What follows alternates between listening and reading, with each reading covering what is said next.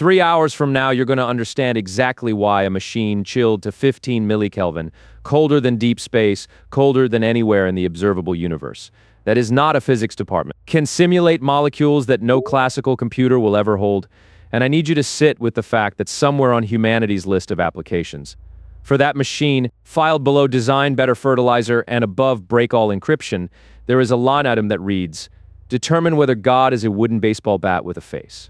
I'm not going to pretend that is the main application. I'm going to earn it properly from the mathematics up, but I want it on the table inside the first 30 seconds. So you know exactly what kind of film this is. I want to start with the smallest possible correction to something you already believe, because almost everything strange about quantum mechanics follows from it. You know how probability works? A coin has some chance of landing heads and some chance of landing tails.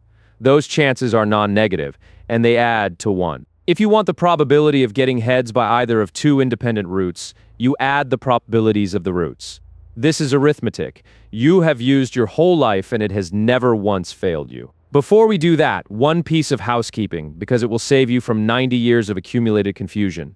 You have met quantum mechanics before, and you almost certainly met it through a cat in a box. A cat that is somehow alive and dead at the same time until somebody opens the lid.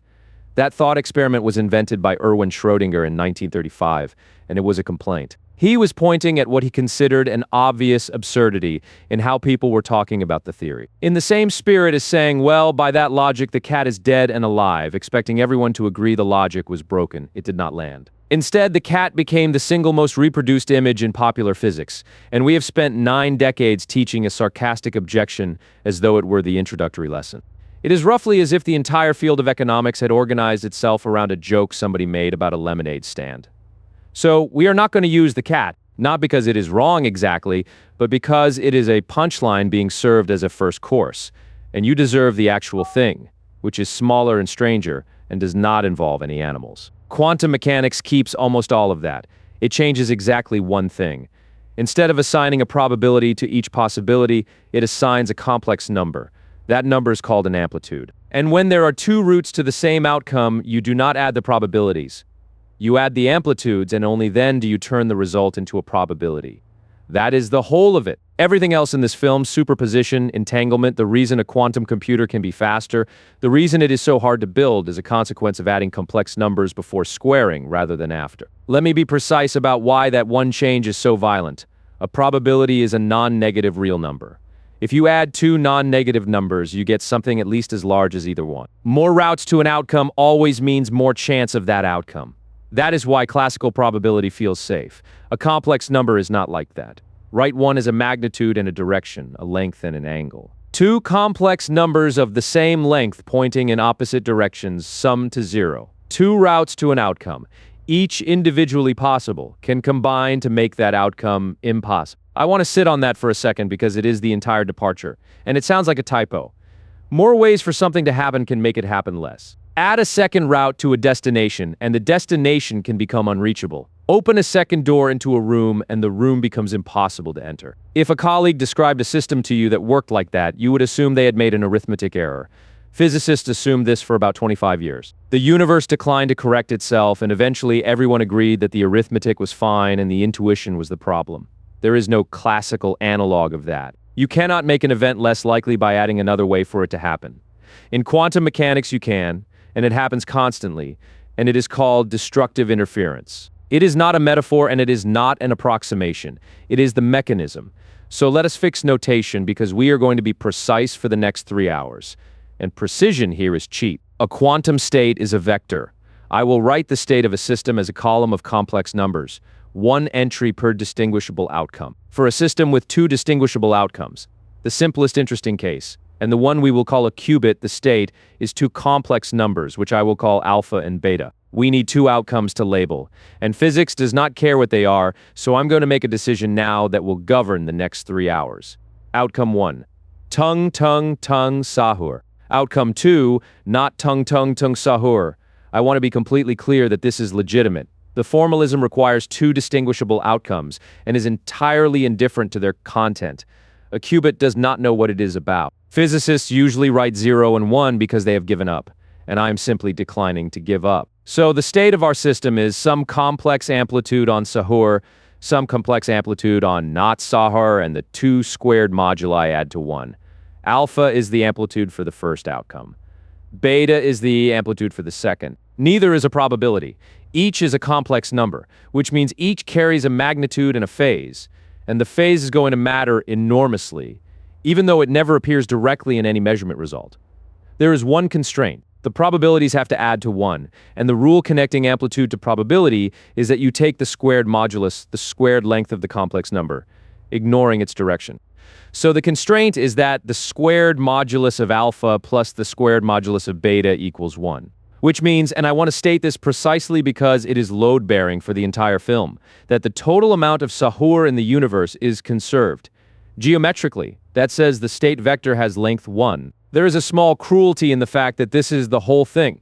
People arrive at quantum mechanics expecting a revelation about the nature of reality, consciousness, or the observer. What is actually waiting for them is the state is a list of complex numbers. The list has length 1 and it rotates. That is the kinematics. There is no further chamber. The strangeness is entirely in the consequences, not in the setup. The setup is a first-year linear algebra course wearing an intimidating hat. Quantum states are unit vectors in a complex vector space. That is the entire kinematics. Everything else is dynamics, and the dynamics turn out to be rotations of that vector. I want to flag something now that we will come back to in an hour, because it is the single most common place people go wrong. The vector is not a description of your ignorance. It is not a list of things the system might secretly be. If it were, the two routes could never cancel, because a system that is secretly in one state or the other cannot interfere with itself. The cancellation is the experimental evidence that the amplitude description is not bookkeeping over hidden facts. And this is the point where quantum mechanics stops being a physics problem and becomes a philosophical one, briefly before physics takes it back by force. Because for about 30 years, the response to all this was reasonable and human. Surely the amplitudes are a bookkeeping device. Surely the particle has properties and we simply do not know them. Surely if we looked hard enough, there would be a sensible layer underneath where things have values. Everybody thought this. Einstein thought this. In print at length, and he was not being foolish. He was being exactly as skeptical as a good physicist should be about a theory that says nature is fundamentally about the interference of complex numbers. He lost not to an argument which he could have contested, but to an experiment which he could not. We will make that statement rigorous in Act 2, where Bell's theorem turns it from an assertion into a measure. The word superposition has been damaged by popular writing, so let us rebuild it from the vector. A superposition is a linear combination. That is all the word means. If you have two states and you add them with complex coefficients subject to the length 1 constraint, you get another valid state. Superposition is the statement that the space of states is a vector space, and vector spaces are closed under addition. Notice what that does not say. It does not say the system is in both states at once, in the sense of two simultaneous facts. It does not say the system is secretly in one of them, and we do not know which. Both of those readings import classical intuitions the mathematics does not contain. It is worth naming the two wrong readings precisely, because you will meet both constantly and they fail in opposite directions. The first is the mystical one. The system is in both states at once, in some rich metaphysical sense, and the universe is holding two contradictory facts simultaneously. This makes quantum mechanics sound profound and slightly threatening, which is why it appears in every advertisement for anything. The second is the deflationary one. The system is secretly in one state, and we simply do not know which. So superposition is just ignorance with better branding. This makes quantum mechanics sound boring and manageable, which is why it appears in every comment section. The first is unnecessary. The second is measurably false. And we will measure it in about 40 minutes. What it says is narrower and stranger. The state is a vector, and that vector need not point along any of the directions corresponding to definite outcomes. Here is an analogy that is exact rather than illustrative. A vector pointing northeast is not secretly north or secretly east. It is not north and east at the same time, in any mysterious sense. It is a vector at 45 degrees. If you insist on measuring how far north it points, you get one answer. If you measure how far east, another. The vector was never confused. Your question had a direction built into it. Quantum measurement works exactly like that, and we will make it precise shortly. Now, the reason superposition is interesting for computation rather than merely for philosophy. Take 1 qubit, 2 amplitudes. Take 2 qubit. The state is now 4 complex numbers, 1 amplitude for each of the 4 distinguishable outcomes. Both 0, first 0, second 1, first 1, second 0. both 3 qubits, 8 amplitudes. And in general, n qubits require 2 to the power n complex numbers to describe sit with the size of that. 300 qubits is a state described by 2 to the 300th complex numbers, which is more numbers than there are atoms in the observable universe by an enormous margin. A few hundred physical objects, each with 2 states, and the mathematics needed to describe them exactly exceeds anything that could ever be written down. This is the fact that started quantum computing. Feynman's observation was not that quantum computers would be fast at everything. It was narrower and better. Simulating quantum systems on classical computers appears to cost exponentially more than the systems themselves cost to simply be. So build the simulator out of the same stuff. But I want to immediately guard against the wrong conclusion, because this is where most popular explanations go off a cliff. The exponential number of amplitudes is not exponential storage you can read. You do not get 2 to the n numbers out of a quantum computer. You get n bits out, chosen probabilistically according to those amplitudes. The state space is vast. The readout is a keyhole. Everything difficult about quantum algorithm design lives in that gap. The amplitudes are where the computation happens. The measurement is where almost all of it is destroyed. A quantum algorithm is a scheme for arranging interference, so that by the time you look, the amplitude is piled up on answers you want. Which is the sentence that should be printed on the side of every quantum computer, in a font large enough to read from across the room. The exponential state space is the thing everyone quotes. 300 qubits, more amplitudes than atoms in the universe, and so on. It is true, it is genuinely remarkable, and it is a bit like pointing out that a library contains more possible sentences than have ever been written. Both statements are correct, neither tells you whether you can find anything in there. Nobody has found a way to do that for most problems. That is not a temporary state of ignorance about engineering. It is the central open question of the field, and Act 5 is where it collides with machine learning. We need notation, because writing the amplitude for the first outcome repeatedly will make the next 2 hours unbearable. The notation is Dirac's. It is used universally, and it is much simpler than it looks. A state vector is written inside an angled bracket, like a wedge with a vertical bar. Ket psi. This is called a ket. The symbol inside is just a label. Psi is conventional for a general state, but you can put anything there. The ket means this is a column vector in the state space. For a qubit, we pick 2 basis states and label them ket 0 and ket 1. These are the 2 distinguishable outcomes. As vectors, ket 0 is 1 then 0 and ket 1 is 0 then 1, the 2 coordinate axes of a 2-dimensional complex space. Now a general qubit state is written ket psi equals alpha ket 0 plus beta ket 1 with alpha and beta complex, and the squared moduli summing to 1. That single line is the entire content of the last 2 beats, and from here on it is the object we manipulate. Let me name every symbol, because I promise to and because unlabeled notation is how people get lost. Ket psi, the state, a unit vector in a complex vector space. Ket 0 and ket 1, the chosen basis, corresponding to the 2 outcomes a measurement in that basis can give. Alpha, the complex amplitude on ket 0, beta, the complex amplitude on ket 1. There is a companion object, written the other way round, bra psi, called a bra. It is the conjugate transpose the row vector whose entries are the complex conjugates of the ket's entries. Conjugate meaning flip the sign of the imaginary part, which geometrically reflects the arrow across the horizontal axis. Before we use it, an aside on the notation itself, because it tells you something about the field. Paul Dirac invented this in 1939. The angled bracket is a bra. He split the word, the left half is a bra, the right half is a ket, bra, ket bracket. That is the joke. That is the entire joke.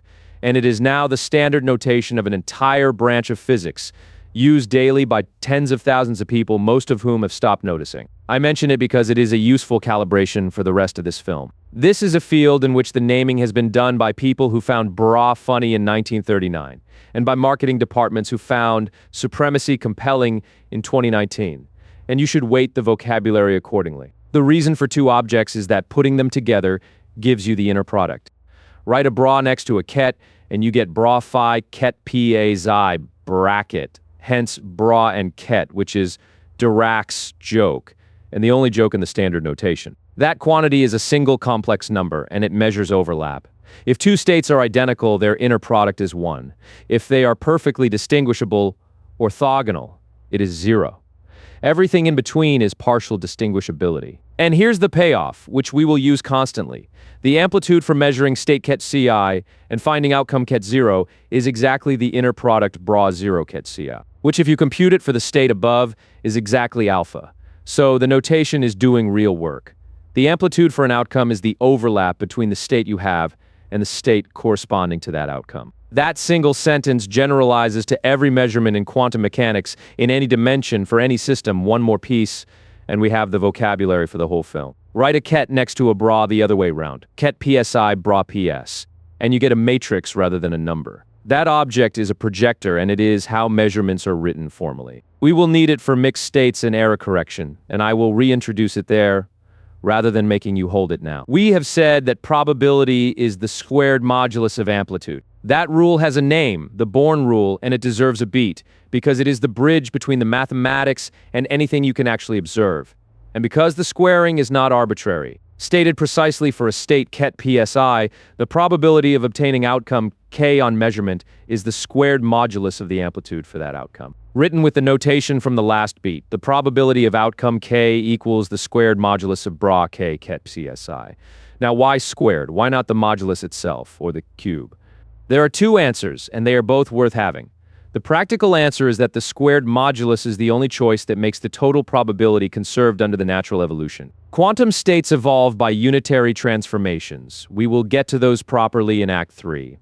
And unitary transformations preserve exactly one thing: the sum of squared moduli. If probability were the modulus itself, then evolving the system would change the total probability, which would mean the system had some chance of ceasing to exist. The squaring is not a convention. It is forced by wanting the theory to be consistent over time. The deeper answer is Gleason's theorem, which shows that under mild assumptions about how probabilities must behave on subspaces, the Born rule is the only possible probability rule in 3 or more dimensions. It is not an extra postulate bolted on given the vector space structure. It is essentially the only thing it could have been. I'm not going to prove that here. I'm telling you it exists so that you know the squaring is a theorem-shaped fact rather than a fudge. Now the consequence that matters for everything downstream. The Born rule takes the modulus. It throws away the phase. If you multiply the entire state by a complex number of magnitude 1, rotating every amplitude by the same angle, every probability is unchanged. That overall factor is called a global phase, and it is physically meaningless. Two states differing only by a global phase are the same state, but, and this is the hinge, the relative phase between components is not meaningless at all. Consider two states. In the first, both amplitudes are 1 over root 2. In the second, the first amplitude is 1 over root 2, and the second is minus 1 over root 2.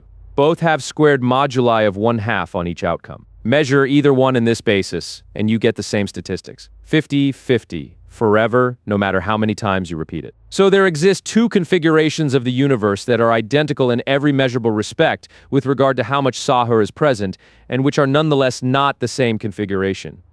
The difference is a sign, a minus sign. The universe is keeping a piece of information about Sahur that no measurement of Sahur can retrieve, and it is doing this on purpose, and it turns out to be the single most computationally valuable thing in the subject. They are different states.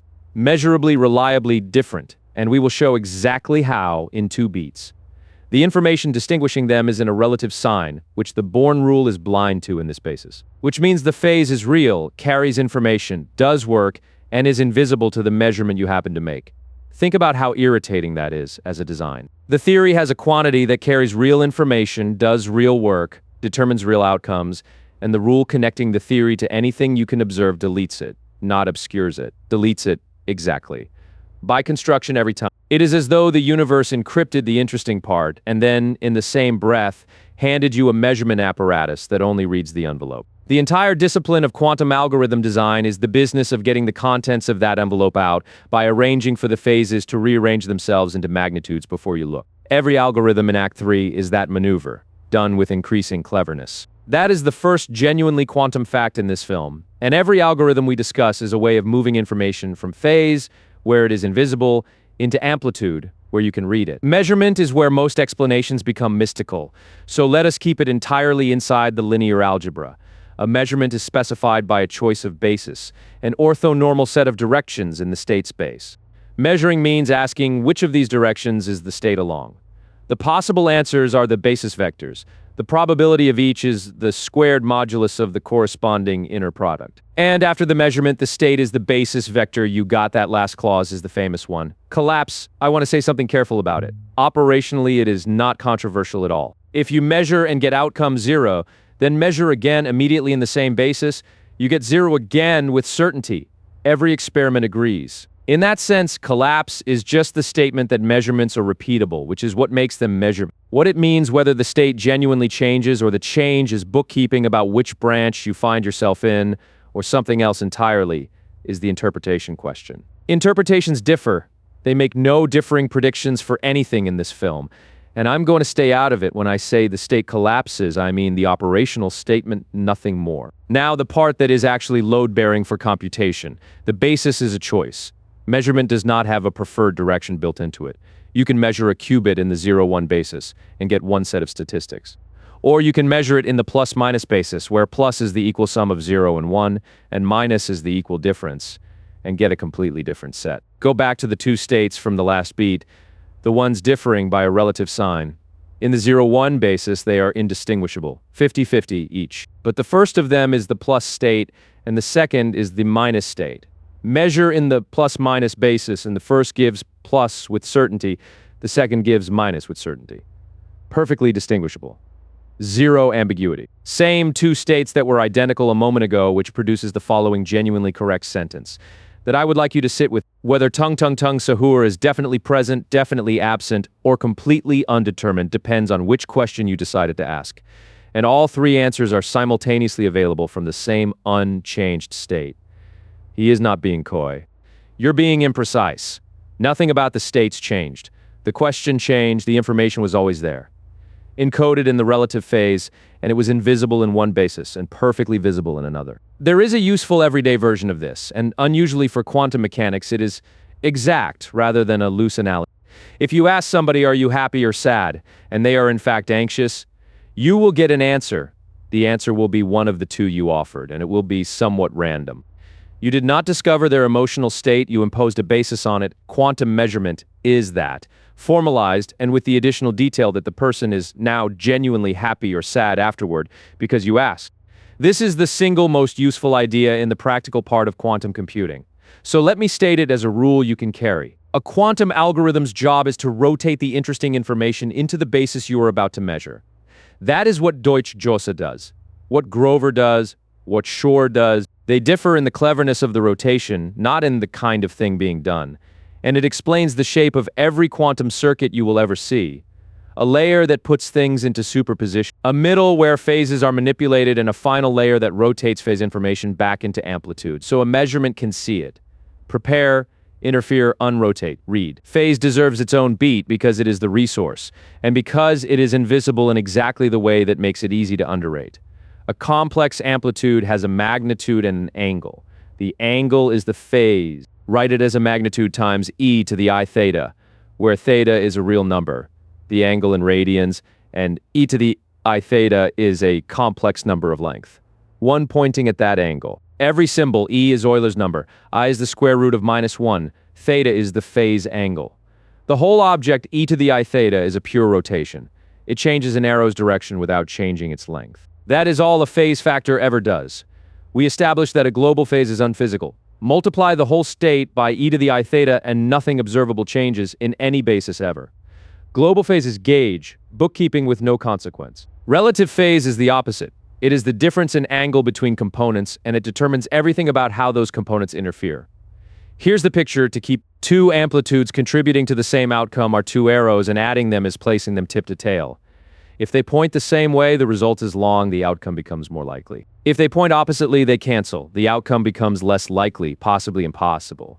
If they are at some angle, you get something in between following the ordinary rule for adding vectors. The probability is the squared length of that sum. So probabilities in quantum mechanics are not sums of probabilities. They are squared lengths of sums of arrows. The cross term you get when you square a sum, the term that would not exist if you had added probabilities directly, is the interference term. It is literally the algebraic residue of doing the addition in the wrong order relative to classical intuition. I want to make one more thing explicit, because it is the practical reason phase is hard to keep. Phase is a relative quantity defined between parts of a system, which means it is only meaningful as long as those parts stay coherent, as long as the system remains describable by a single state vector, rather than a statistical mixture. Anything that entangles a component of your system with the outside world destroys the definiteness of that relative angle, because the outside world is now part of the description and you are not tracking it. That process is decoherence. It is the central engineering problem in building a quantum computer. We give it a full beat in Act 4, and I raise it here so that you see the connection.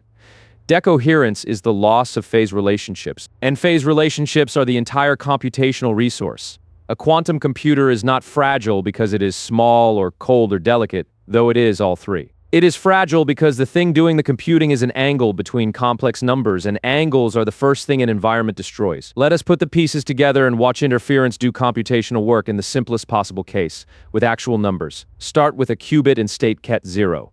Apply an operation called the Hadamard gate, written H. What it does is simple to state. It maps ket 0 to the equal superposition with both amplitudes positive and ket 1 to the equal superposition with the second amplitude negative. Concretely, H takes ket 0 to 1 over root 2 times the quantity ket 0 plus ket 1, and it takes ket 1 to 1 over root 2 times ket 0 minus ket 1. The root 2 keeps the length at 1. The minus sign is the entire point. It is the relative phase, and it is where the information will live. So we start with Shor, definitely present, apply one operation, and now he is in a state where the question of his presence has no answer. Fine, expected. Everybody has made their peace with this. Now apply H to ket 0, you get an equal superposition, measure it, and you get 0 or 1 with equal probability. Nothing interesting, it looks exactly like a fair coin. But do not measure. Apply H a second time. Work it through. The state is 1 over root 2 times ket 0 plus ket 1. H is linear, so apply it to each term and add H on ket 0 gives the plus combination. H on ket 1 gives the minus combination. Add them with the 1 over root 2 out front on each. The ket 0 terms both come with a plus sign, and they add, you get 1 times ket 0. The ket 1 terms come with opposite signs, and they cancel exactly.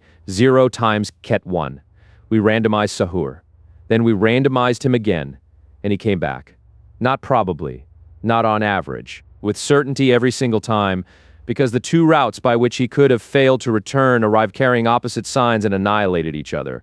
You cannot do this to a coin. Randomness in your entire prior experience is a one-way process, and here it is being cleanly reversed by applying more of it.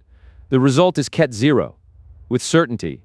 Probability 1. Stop and notice what happened, because it is genuinely the whole subject in miniature. After one H, the outcome was random, a fair coin after a second H. The randomness is gone. Applying a randomizing operation twice produced a deterministic result. Read that again. We applied a randomizer. Then we applied the same randomizer again, and the output became certain. If a casino installed a machine that worked this way, the correct response would not be excitement. It would be to call somebody. No classical stochastic process does that. If you flip a fair coin and flip it again, you have a fair coin. Randomness composes into more randomness. You cannot unflip a coin by flipping it again. Here you can, because the two routes to the outcome ket 1, the route through ket 0 and the route through ket 1, arrived with opposite phase and cancelled. The result was never really random. It was two amplitudes that happened to have equal magnitude, and the information distinguishing them was in the sign the whole time. This is the mechanism. Every quantum speedup that exists is this trick elaborated. Arrange the computation so that the paths leading to wrong answers arrive with phases that cancel, and the paths leading to right answers arrive in phase and reinforce. Then measure. The difficulty, and I want this stated plainly before we spend 2 acts on algorithms, is that arranging that cancellation requires the problem to have structure you can exploit. Periodicity. In Shor's case, a promise about the function in Deutsch-Jozsa, an unstructured search space for Grover, which is why Grover's advantage is only quadratic rather than exponential. There is a version of this film that stops here at the point where we have shown a mechanism that can be exponentially faster, and does not mention that it works for a small and specific list of problems. That version gets substantially more views. Interference is a powerful mechanism attached to a demanding precondition. Most problems do not have the structure. That, in one sentence, is why quantum computers are not general-purpose accelerators, and it is the fact Act 5 will hold machine learning against. Before we leave one qubit, there is a picture that makes the rest of the film easier, and it is worth building carefully because it is the only faithful visualization of a qubit that exists. We have a state alpha times ket 0 plus beta times ket 1 with two complex numbers subject to constraints. Two complex numbers is 4 real parameters. But we have two constraints. The total squared modulus is 1, and the global phase is unphysical. 4 minus 2 is 2. That is the number. A qubit, the fundamental unit of the most technologically demanding computing platform ever attempted, requiring temperatures colder than deep space and isolation from essentially the entire universe, is a point on a sphere. It has two knobs. A domestic light switch with a dimmer and a color wheel has more state than this. The difficulty was never the complexity of the object. It is that the object has to be left completely alone, and the universe is extremely bad at leaving things alone. A qubit state has exactly 2 real degrees of freedom. 2 parameters is a surface, specifically it is a sphere. Write the state using those 2 angles, conventionally theta and phi. Theta is a polar angle running from 0 to pi, and phi is an azimuthal angle running from 0 to 2 pi, exactly like latitude and longitude. The state is cosine of theta over 2 on ket 0 plus e to the I phi times sine of theta over 2 on ket 1. Every symbol theta sets how much amplitude sits on ket 0 versus ket 1, the magnitude. Phi is the relative phase between them. The halving of theta is the one piece of bookkeeping that looks odd. And it is there because a sphere's surface wraps at 2 pi, while the state must return to itself at that point. Now the geography, which is where it becomes genuinely useful. So on our labeling, the North Pole is tung tung tung sahur. The South Pole is the absence of tung tung tung sahur. The equator is every state in which the question has no answer yet, and the longitude around that equator is the phase, the invisible quantity that decides how he interferes with himself. I would like to note that we are 40 minutes into a physics documentary, and this is a technically correct description of a 2-level quantum system. The North Pole is ket 0. The South Pole is ket 1. They are antipodal, opposite ends of the sphere. Even though as vectors they are orthogonal at 90 degrees, that factor of 2 between physical angle and geometric angle is exactly the theta over 2, and it is worth absorbing. States that are perfectly distinguishable sit opposite each other on this sphere. The equator is where the magnitudes are equal and only the phase varies. Plus and minus, the 2 states we have been using, sit at opposite points on the equator. So the states that were invisible to a 0-1 measurement and perfectly visible to a plus-minus measurement are, on this picture, simply 90 degrees away from the axis you were measuring along. Which means the sphere quietly answers a question people find genuinely disturbing when it is posed in words. Does the measurement create the value or reveal it? On the sphere, the state was a definite point the whole time. Your measurement picked an axis. The outcome was probabilistic because the point was not on your axis, and the probability followed from the angle. Nothing was created. Nothing was hiding. You asked a question that had no definite answer for that state and got a distribution. The disturbing feeling comes from expecting every question to have a pre-existing answer. On a sphere, that expectation is simply a mistake about geometry. Measurement in any basis means picking an axis through the sphere, and the probabilities follow from the angle between the state and that axis. And here's why this picture will save us time for the next 2 hours. Every single qubit operation is a rotation of this sphere. Not like a rotation is 1. The unitary operations on a single qubit are exactly the rotations of the block sphere. The Hadamard gate is a rotation by pi about an axis halfway between the z and x axes. A phase gate is a rotation about the vertical axis. The x gate, the quantum knot, is a rotation by pi about the horizontal x-axis, which does exactly what you would expect. It swaps the poles. So when we get to circuits, you can read a single qubit gate as turn the sphere this way rather than as a matrix to multiply. One honest limitation, and it is a big one. This picture works for 1 qubit. 2 qubits have 6 real degrees of freedom, not 4, and there's no comparable visualization. Worse, the interesting 2 qubit states, the entangled ones, are precisely the ones that cannot be drawn as 2 separate spheres at all. That failure of the picture is not a defect of the drawing. It is the subject of the next act. 1 qubit is a sphere. 2 qubits are where the subject stops being a curiosity and starts being a computational resource. And the reason is a single piece of linear algebra that is easy to state and easy to underestimate. If system A has a state space of dimension dA and system B has dimension dB, then the joint system has dimension d. A times dB, not the sum, the product. The combined space is the tensor product of the two, written with a circled cross. For qubits, 2 times 2 is 4. The basis states of the pair are the 4 combinations, written by juxtaposing the labels. Ket 0, 0, ket 0, 1, ket 1, 0, ket 1, 1, where the first symbol is the first qubit's value and the second is the second's. A general 2-qubit state is therefore 4 complex amplitudes, 1 on each of those 4 basis states, with the squared moduli summing to 1. Every symbol, ket 0, 0, means qubit 1 in state 0 and qubit 2 in state 0. The amplitudes are 4 complex numbers, conventionally written C00, C01, C10, C11. That is the entire description. Now compare to classical. 2 classical bits also have 4 possible values, but to describe their state you need at most a probability distribution over 4 outcomes. 4 non-negative reals summing to 1, which is 3 free parameters. 2 qubits need 4 complex numbers constrained to length 1 and defined up to global phase. 6 real parameters, 6 against 3. The gap is not enormous here, but it compounds, and the compounding is the point. N qubits carry 2 to the n complex amplitudes. N classical bits carry a distribution over 2 to the n outcomes. Those sound similar and they are not, because the classical distribution is a distribution over definite states, and the quantum amplitudes can interfere. I want to make the multiplication rule concrete because tensor product is one of those phrases people nod at without a picture. If qubit 1 is in state alpha 0 plus beta 1 and qubit 2 is in state gamma 0 plus delta 1, then the joint state is what you get by multiplying out the brackets exactly as you would in ordinary algebra. 4 terms alpha gamma on ket 0, 0, alpha delta on ket 0, 1, beta gamma on ket 1, 0, beta delta on ket 1, 1. That is all a tensor product is at the level of states. Multiply out, and the coefficient of each combined basis state is the product of the individual coefficients, which immediately raises the question that occupies the rest of this act. Every state formed that way by multiplying out 2 independent single qubit states has a very particular structure. Its 4 amplitudes are not arbitrary. They are products, so they satisfy a constraint. Specifically, C00 times C11 equals C01 times C10. The cross-multiplied products are equal. 4 complex numbers subject to normalization give 6 real parameters. 2 independent qubits give only 4. So there are 2 parameters worth of 2 qubit states that cannot be written as a product of 2 single qubit states. Those are the entangled states, and they are not a small, exotic corner of the space. In a precise sense, they are almost all of it.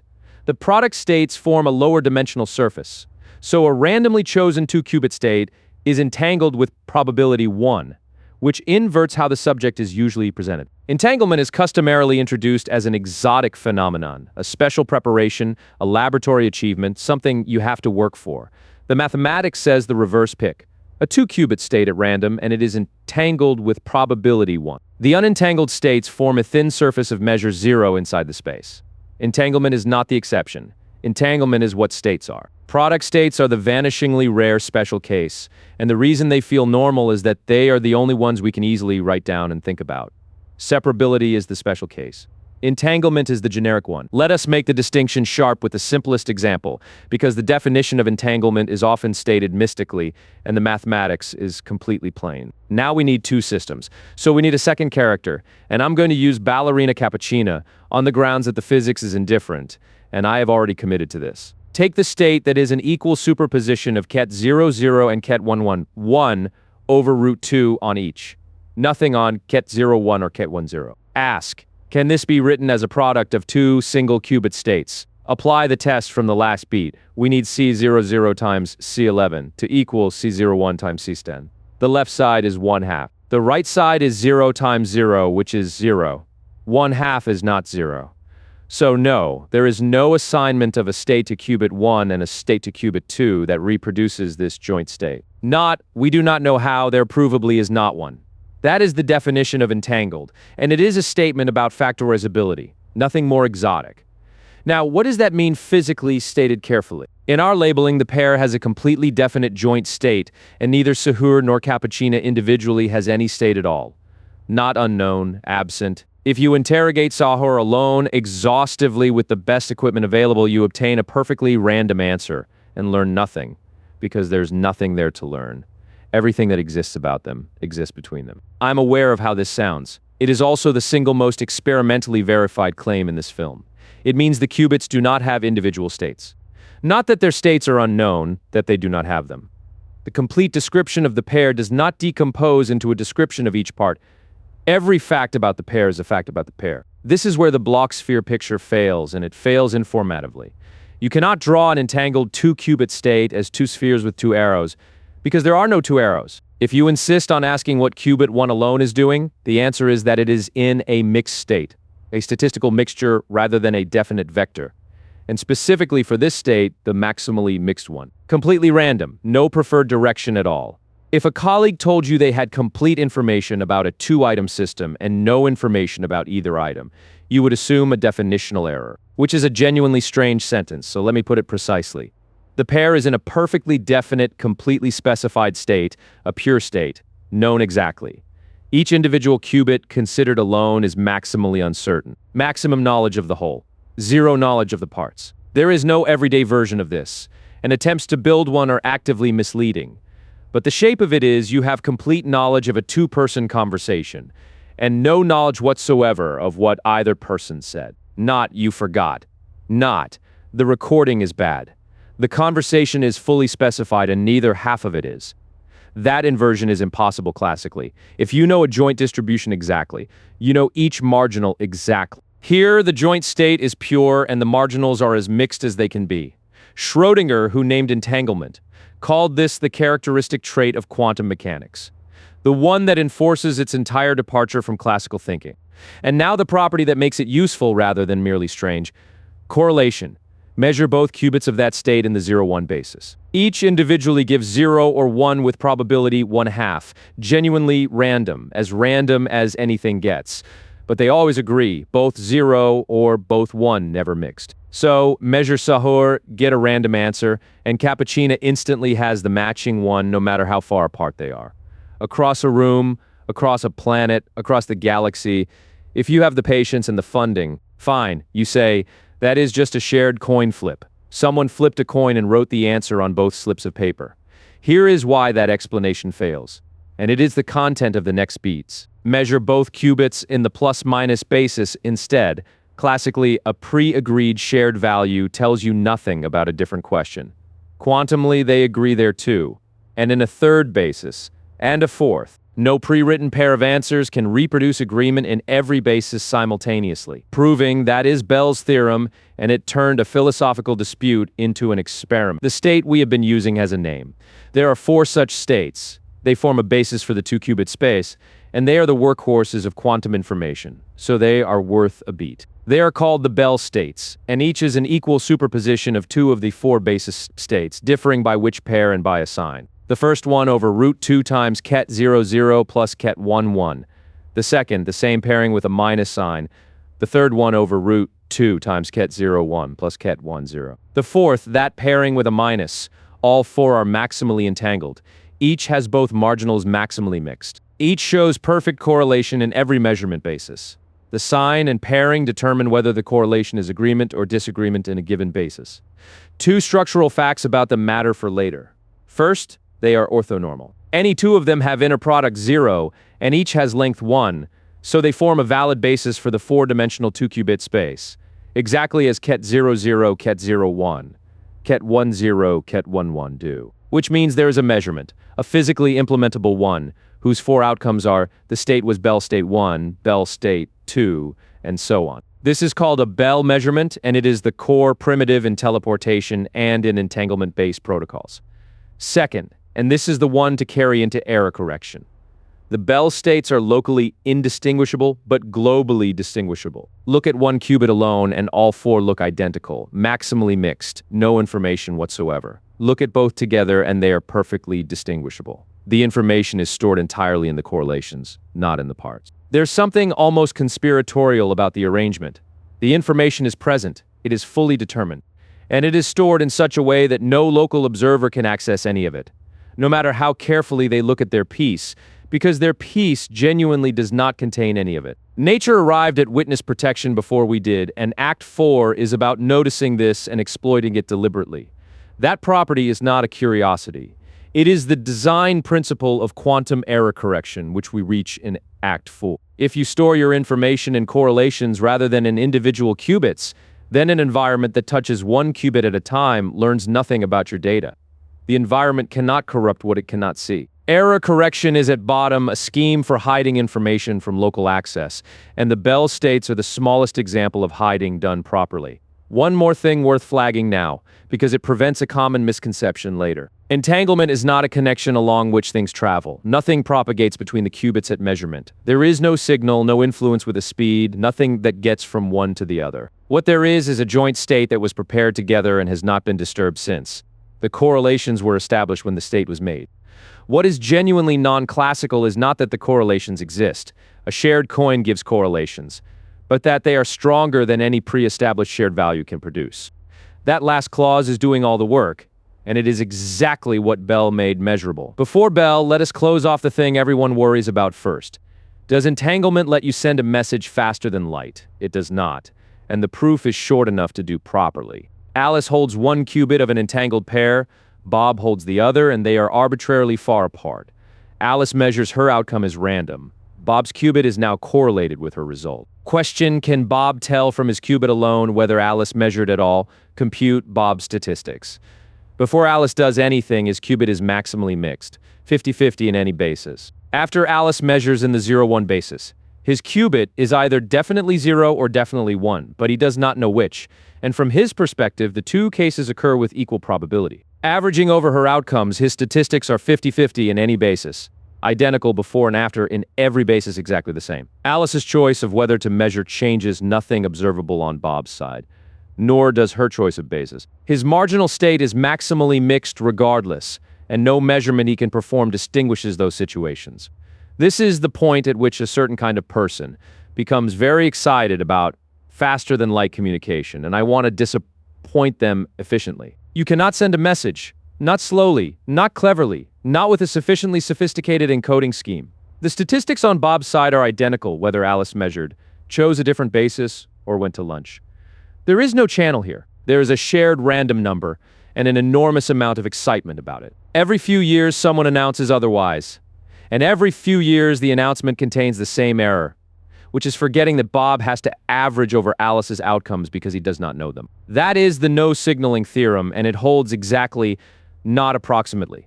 Quantum mechanics and relativity are consistent here, and the consistency is not a coincidence. It falls out of the structure of the formalism. So what is the correlation good for if you cannot send anything with it? It is a shared resource, not a channel. Alice and Bob each end up with a random bit, and their bits are correlated more strongly than any classical preparation could achieve. Neither controls the value, neither can transmit a chosen message. But together afterwards, comparing notes over an ordinary channel, they can do things that would otherwise be impossible. That is the shape of every genuine application. Quantum key distribution, the correlations let them detect eavesdropping because an eavesdropper necessarily disturbs them. Teleportation with a shared Bell pair and two classical bits, Alice can move a qubit state to Bob, and the two classical bits are essential, which is exactly why it is not faster than light. Dense coding, two classical bits carried by one qubit but only with a pre-shared pair. It is worth stating what this rules out in the terms people usually hope for. You cannot use entanglement to talk to a probe near another star without waiting. You cannot beat the light speed delay to Mars. You cannot build an instantaneous stock ticker between exchanges which, and I say this with confidence, somebody has already tried to raise funding for. Every quantum protocol that does something useful still requires a classical message to arrive by ordinary means, at ordinary speed. The entanglement changes what that message accomplishes when it gets there. It never gets there faster. Notice that in every case the classical channel is still there and still rate limited. Entanglement changes what a classical channel can accomplish. It never replaces one. I labor this because the popular framing, spooky action at a distance, instant connection, gets the physics backwards and makes the real result less impressive than it is. The result is not that information travels instantly. It is that the correlations available in nature are stronger than any theory of pre-existing local properties permits, which is a statement about what the world is like, not about what you can send. And it is measurable. Now the theorem, because it converts everything we have said from interpretation into experiment. Bell asked a precise question. Suppose the correlations we observe come from ordinary shared information. The particles carried some property, decided when they were created, and measurement just reads it. Call that property a hidden variable, hidden meaning, we do not know it, not meaning it is undetectable in principle. Add one physical assumption, locality. What Alice does cannot affect Bob's outcome, given they are space-like separated. Bell proved that any theory of that kind obeys an inequality. The modern form is the CHSH inequality, Alice picks one of two measurement settings, Bob picks one of two. Each gets an outcome of plus or minus 1. Run it many times, compute the correlation for each of the 4 setting pairs, and combine them in a specific way. 3 added, 1 subtracted. For any local hidden variable theory, the absolute value of that combination is at most 2. That bound follows from arithmetic alone, given that each particle carries definite answers to both possible questions and that Alice's setting does not reach Bob. Quantum mechanics predicts for a Bell state with well-chosen angles, a value of 2 times the square root of 2, about 2.83. Experiments give the quantum number. They have since the 1970s, with steadily improving rigor, culminating in the loophole-free experiments of 2015 that closed the detection and locality gaps simultaneously. Let me be very careful about what this establishes, because it is routinely overstated in both directions. It establishes no theory in which particles carry pre-existing definite answers to all possible measurements, and in which Alice's setting cannot influence Bob's outcome, can reproduce the observed correlations.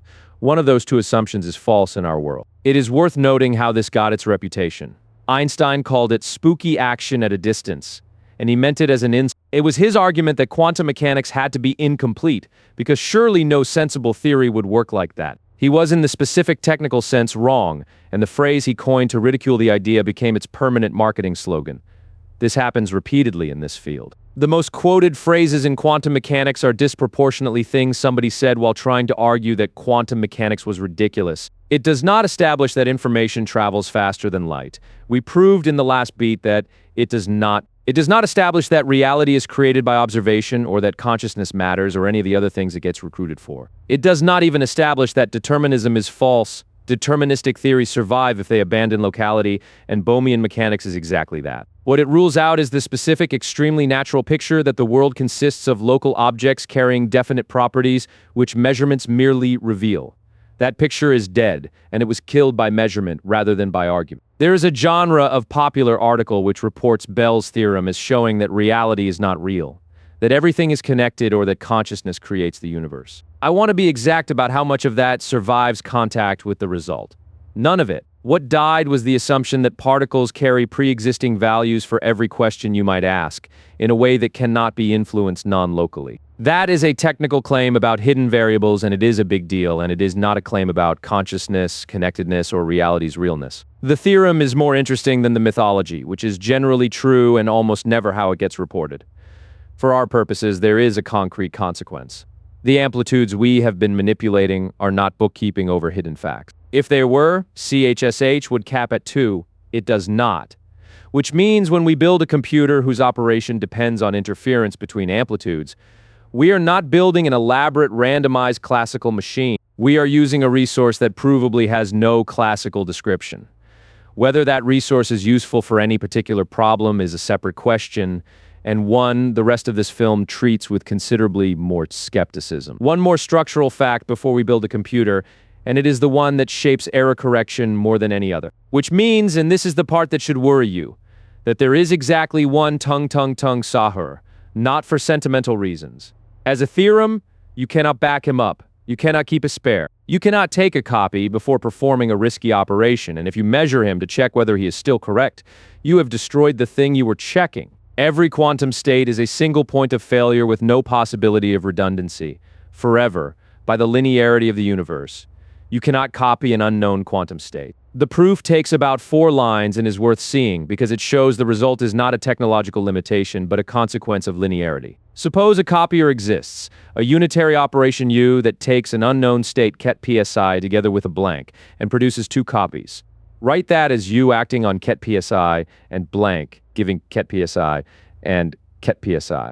Assume it works on ket 0, it takes ket 0 and blank to ket 0 and ket 0. Assume it works on ket 1 likewise. Now feed it a superposition. 1 over root 2 times ket 0 plus ket 1 with a blank, U is linear. That is not an assumption about copiers. It is a requirement on every quantum operation because quantum evolution is unitary and unitary means linear.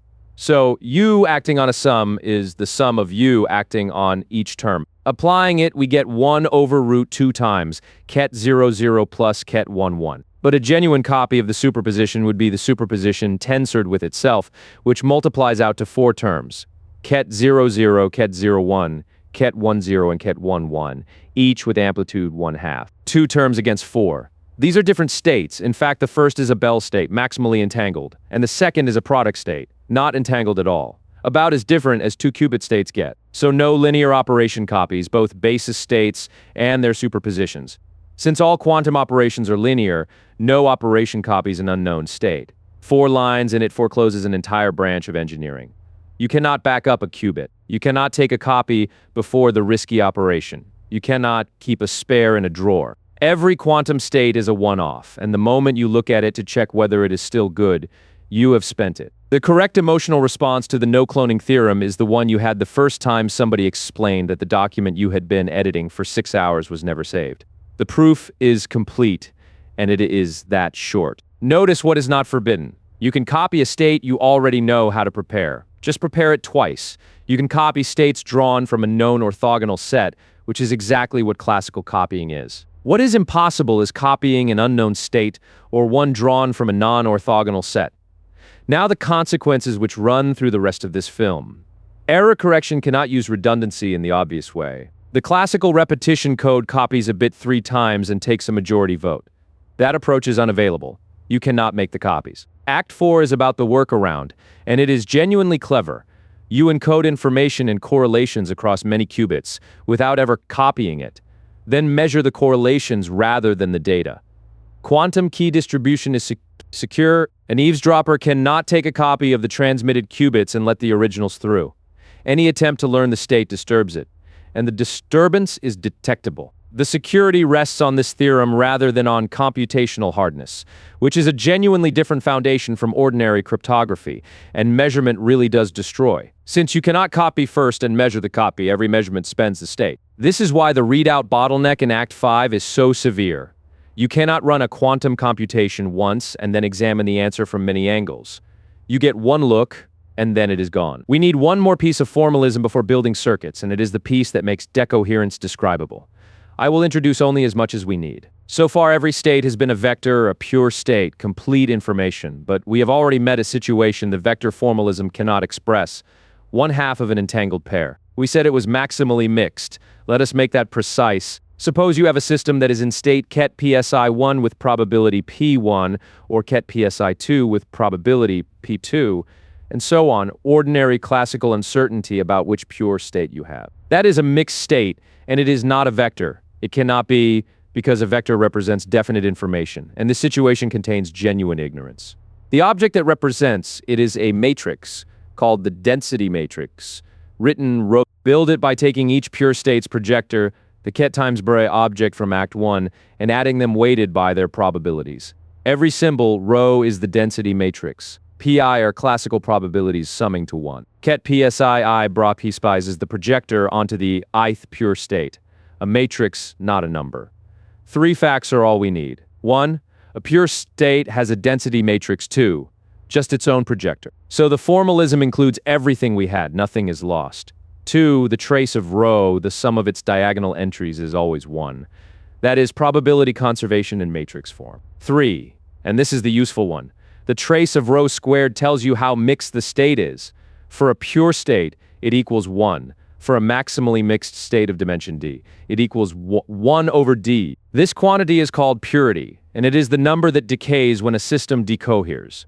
Now the operation that connects this to entanglement, which is the reason we needed it. If you have a joint state of A and B, and you want the state of A alone, you perform a partial trace over B, a sum that discards B's degrees of freedom while keeping the effect they had on A. The result is a density matrix for do that to a Bell state and you get for qubit A, the maximally mixed state, the identity matrix divided by 2, purity 1/2, the minimum for a qubit. There is the earlier claim now derived rather than asserted. The pair is pure, purity 1, each part is maximally mixed, purity 1/2, complete knowledge of the whole, none of the parts. And here's why this is the right formalism for Act 4. Decoherence is entanglement with the environment. Your qubit becomes correlated with something you do not track, a stray photon, a phonon in the substrate, a fluctuating field. The joint state of qubit plus environment remains pure. But you only have the qubit, so you take the partial trace, and what you have left is mixed. Nothing was destroyed. The information leaked into correlations with a system you cannot access. Purity dropped, phase relationships blurred, and the computational resource evaporated. Not because anything was lost from the universe, but because it stopped being yours. Let us close the act by asking what entanglement is actually for, since we have spent 4 beats establishing that it exists and is strange. The honest framing, and the one used in the field, is that entanglement is a resource, a thing you can have in quantity, spend, convert, and run out of. That framing is not a metaphor. It is a mathematical theory with conversion rates and units. The unit is the EBIT, one maximally entangled pair, 1 Bell state's worth. You can quantify how much entanglement a state contains by asking how many Bell pairs you could distill from many copies of it, using only local operations in classical communication. That local operations in classical communication restriction is the key. It is the natural class of things 2 separated parties can do without a quantum channel. Under it, entanglement cannot be created, only consumed or converted. It behaves like a conserved quantity that only ever decreases, which is exactly what makes it a resource rather than a phenomenon. So what does spending it buy? Not communication capacity on its own. We prove that. What it buys is correlation that no classical preparation can imitate, and the applications are the ones where that specific thing is what you need. Key distribution needs correlations. An eavesdropper cannot have copied. Teleportation needs correlation strong enough that 2 classical bits suffice to move a full quantum state. Distributed protocols need agreement stronger than shared randomness allows. For computation, the role is subtler and worth stating carefully, because it is frequently misstated. Entanglement is necessary for exponential quantum speedup. A circuit that never entangles can be simulated efficiently classically by the Gottesman-Nil theorem and its relatives. So you cannot get the interesting speedups without it. But it is not sufficient, and this is the part that gets dropped. There are quantum circuits that generate enormous entanglement and are nonetheless efficiently simulable classic. The stabilizer circuits are the standard example. They can produce maximally entangled states across hundreds of qubits, and a laptop can simulate them. So this algorithm uses entanglement is not an argument that it is fast. It is a necessary condition mistaken for a sufficient one, and you will encounter that mistake constantly in quantum machine learning papers. We will be specific about it in Act 5. The honest summary of what makes a quantum algorithm fast is less quotable. You need interference that concentrates amplitude on correct answers. And you need the problem to have enough structure that such an interference pattern exists and can be built with a polynomial number of gates. Entanglement is part of the machinery that makes such patterns possible. It is not the thing that makes them work. With that, we have the physics. 1 qubit is a sphere and gates are rotations. Many qubits live in an exponentially large space that does not factor. Measurement is a basis choice that spends the state. Copying is impossible, and phase is the resource that interference converts into answers. Act 3 builds a computer out of exactly this, and shows precisely where the speed comes from. And just as importantly, where it does not. To build a computer, we need operations. In quantum mechanics, the allowed operations on a closed system are exactly the unitary transformations, and that single word constrains everything about what a quantum computer can be. A unitary matrix U is one whose conjugate transpose is its inverse. U dagger, U equals the identity. The dagger means conjugate transpose.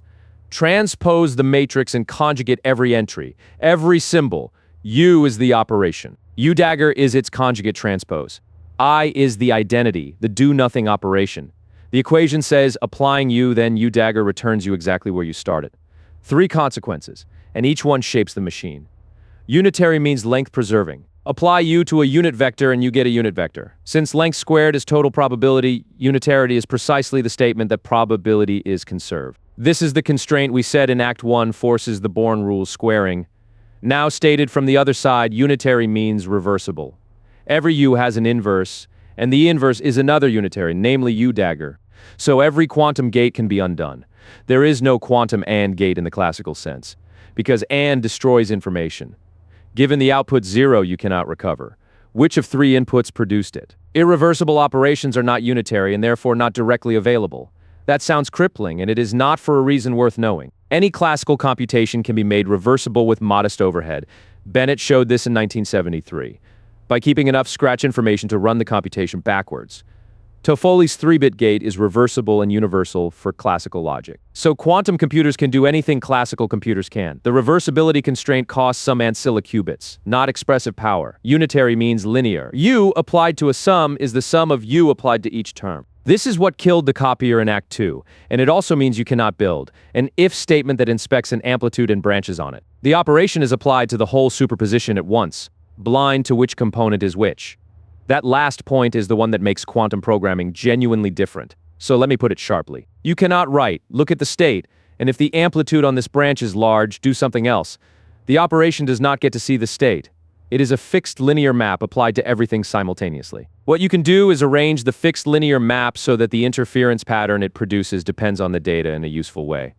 That is the whole discipline. Every algorithm in this act is an exercise in choosing unitaries whose composition happens to concentrate amplitude somewhere informative. Worth appreciating what reversibility rules out. You cannot build a quantum gate that forgets. Every operation must in principle be undoable, which means a quantum computer is constitutionally incapable of throwing anything away without being told exactly where to put it. Classical computers discard information constantly and cheerfully. Every AND gate destroys a bit and nobody holds a service. Quantum computers must account for every bit they stop caring about, like an accountant who cannot write anything off. There is one exception to unitarity, and it is measurement, which is not reversible and not unitary. Measurement is the only irreversible thing in the theory, and it is where information both enters your possession and leaves the system. A quantum algorithm is therefore a sequence of unitaries followed by a measurement, and the art is entirely in what happens before you look. The single qubit gates are rotations of the block sphere exactly as promised. Let us name the ones we need. X is the quantum knot.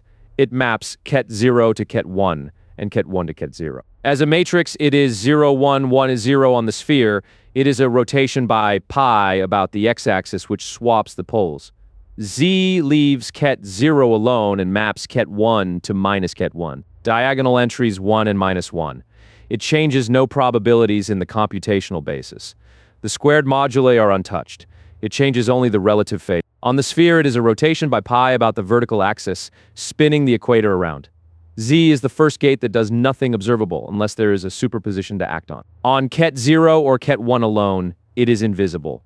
On a superposition, it flips the relative phase, which we showed in Act 1, is the whole resource. We is the third, and it is the product of the other two up to a factor of I. Together, X, Y, and Z are the Pauli matrices, and they span the space of single qubit operations in a precise sense. Any single qubit unitary is a rotation about some axis, and the axis is specified by a combination of these three. H, the Hadamard we met in Act 1. It maps ket 0 to the plus state and ket 1 to the minus state, moving the poles onto the equator.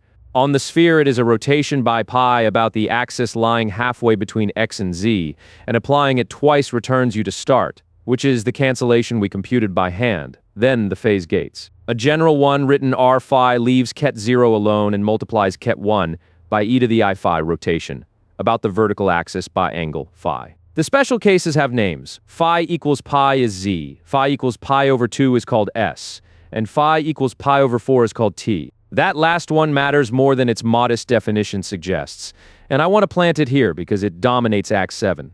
The T-gate is the expensive one. In a fault-tolerant machine, XZ, HS, and the 2-qubit C0 can be implemented relatively cheaply. T cannot. It requires a resource-intensive procedure called magic state distillation, and the number of T-gates in a circuit, the T-count, is the standard currency for the cost of a quantum algorithm. Why the asymmetry? Because the cheap gates form a group, the Clifford group, that maps Pauli operators to Pauli operators, which makes them easy to track through error correction. That same property makes Clifford circuits classically simulable by the Gottesman-Nil theorem mentioned in Act 2. So the gates that are cheap to protect are exactly the gates that give you no quantum advantage, and the gate that gives you advantage is exactly the one that is expensive to protect. So the situation is the gates that are cheap to protect are precisely the gates that give you no advantage, and the gate that gives you advantage is precisely the one that is expensive to protect. If you were designing a technology to be maximally irritating, you would be pleased with this result. That is not a coincidence, and it is not a temporary engineering problem. It is a structural fact about where quantum computational power lives, and everything in fault-tolerant resource estimation flows from it. One qubit is not enough. We need gates that act on two, and it turns out we need exactly one. The controlled knot, or C0T, takes 2 qubits. One is the control, one the target. If the control is ket 1, apply X to the target. If the control is ket 0, do nothing. On basis states, it does what the name says: ket 00 to ket 00, ket 01 to ket 01 to ket 1, ket 10 to ket 11, ket 11 to ket 10. It permutes the last two and fixes the first two. As a matrix, it is the 4x4 identity with the bottom right 2x2 blocks swapped. But the interesting behavior is on superpositions, and this is where entanglement enters. Put the control in the plus state and the target in ket 0. The joint state is 1 over root 2 times ket 0, 0 plus ket 1, 0. Apply C naught. The first term is unchanged. The second becomes ket 1, 1. Result 1 over root 2 times ket 0, 0 plus ket 1, 1. That is a Bell state.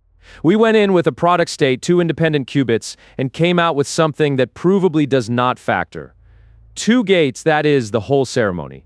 Entanglement. The phenomenon Einstein found so objectionable he spent years arguing the theory must be incomplete, that generated a century of philosophical literature, and that appears in approximately every science fiction plot device involving instant communication. Takes 2 operations in about 40 nanoseconds, 1 Hadamard and 1 C-no-D is the entire recipe for entanglement, and it is 2 gates.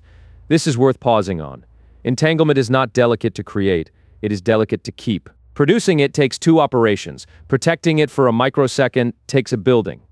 Now, universality. The claim is that single qubit gates together with CNOT are universal. Any unitary on any number of qubits can be approximated to arbitrary accuracy by a circuit built from them alone. That is a theorem, and it is the reason quantum computing is a coherent engineering target rather than a zoo of special-purpose devices. You do not need a different physical interaction for each algorithm. Build good single-qubit control and 1 good 2-qubit interaction, and everything else is compilation. There is a caveat with teeth, and it is the Solovay-Kitaev theorem's domain. Approximated to arbitrary accuracy cost gates. To hit accuracy epsilon, you need a number of gates growing like the logarithm of 1 over epsilon raised to some small power. That is efficient in the theoretical sense, polylogarithmic. But the constants are not free. And in practice, the compilation of an arbitrary rotation into the fault-tolerant gate set is where the t-count explodes. So universality is real and it is not free. A quantum algorithm's stated gate count is almost always in an idealized gate set, and the fault-tolerant cost can be orders of magnitude larger. When Act 7 quotes 20 million physical qubits for factoring, that number is on the far side of exactly this translation. We now have a notation problem, and the field solved it with a diagram that is worth reading fluently, because every paper uses it. A quantum circuit is drawn as horizontal wires, 1 per qubit, with time running left to right. Gates are boxes on the 2-qubit gates connect 2 wires. For C0, a dot on the control and a cross on the target. Read that circuit, put the first qubit into superposition, entangle it with the second, measure both. That is the Bell pair preparation from the last beat, and once you can read the diagram, it is faster than the algebra. 3 conventions that trip people up. Wires are qubits, not signals. The line does not carry a value traveling along it. It is the same qubit at different times. A quantum circuit diagram is a space-time diagram, not a data flow graph. Time is left to right, but matrix multiplication is right to left. A circuit with A then B corresponds to the matrix product B times A. This ordering inversion causes an enormous number of sign errors, and it is worth internalizing early. It is worth appreciating how primitive this is. In the specific sense of being early, there is no operating system. There is no memory allocator, no type system worth the name, no debugger you would recognize, and for most platforms, no meaningful abstraction between what you write and which physical qubit does what. You specify the circuit. The circuit is the program. The program is a picture. Classical computing spent about 40 years between the wiring diagram and the compiler. Quantum computing is somewhere in the middle of that stretch, which is worth remembering when someone describes it as an imminent technology. The diagram is the program. There is no separate source code. For gate model quantum computing, the circuit is the complete specification, and compilation means rewriting one circuit into another, using a restricted gate set. Now, the structure that essentially every quantum algorithm shares, which I flagged in Act 1 and can now draw. Layer 1, superposition. Hadamards on every input qubit. If you have n qubits, this creates an equal superposition over all 2 to the n basis states, every possible input string, all at once, each with amplitude 1 over the square root of 2 to the n layer 2. The oracle, or the problem. A unitary that encodes the function you care about. Critically, it acts on the whole superposition at once. This is where people say the quantum computer evaluates the function on all inputs simultaneously, which is true and almost always misleading because layer 3, interference. More gates whose job is to make the amplitudes of wrong answers cancel and right answers reinforce. Layer 4 measurement, you get n bits. The reason layer 2 is misleading on its own is that after it, the information about all those function values is sitting in amplitudes you cannot read. Measuring immediately gives you one random input-output pair, which you could have got classically by picking a random input. The parallelism is real and by itself worthless. Layer 3 is the algorithm. Everything interesting, Deutsch-Jozsa, Grover, Shor, is a different answer to the question of how to make the interference in layer 3 extract something global about the function that no single evaluation reveals. And the reason quantum speedups are rare is that layer 3 is hard to design. And for most functions, no good design exists. Let us do a complete algorithm, start to finish, with the interference visible. Deutsch-Jozsa is not useful, and that is exactly why it is the right first example. Nothing is hidden behind utility. The problem: you're given a function f that takes n bits and returns 1 bit. You're promised it is either constant, the same output for every input, or balanced, output 0 for exactly half the inputs and 1 for the other half. No other possibility determine which. Classically, in the worst case, you must query f more than half the possible inputs. If you check 2 to the n minus 1 inputs and they all agree, the function could still be balanced with the disagreement in the part you have not checked. Worst case, 2 to the n1 plus 1 queries. Exponential, quantumly one query always, regardless of n. Here is how, and I will keep every step visible. Prepare n qubits in ket 0 and 1 extra qubit, the phase ancilla, in the minus state. Apply Hadamard's to the n input qubits, creating an equal superposition over all inputs. Now apply the oracle. The oracle for f is defined to flip the ancilla when f of x is 1. But because the ancilla is in the minus state, flipping it multiplies the term by minus 1. So the effect is not to change the ancilla at all. It is to attach a phase of minus 1 to the power f of x to each term in the superposition. This trick has a name, phase kickback, and it is the single most reused device in quantum algorithms. The oracle was defined to compute a value. By preparing the ancilla correctly, we converted it into an operation that writes into phase. Instead, information is now in the invisible channel from Act 1. Now apply Hadamard's to the n input qubits again and measure. Work out the amplitude on the all zeros outcome. Each of the 2 to the n terms contributes with its phase, and the Hadamard's bring them all to the all zero state with equal weight.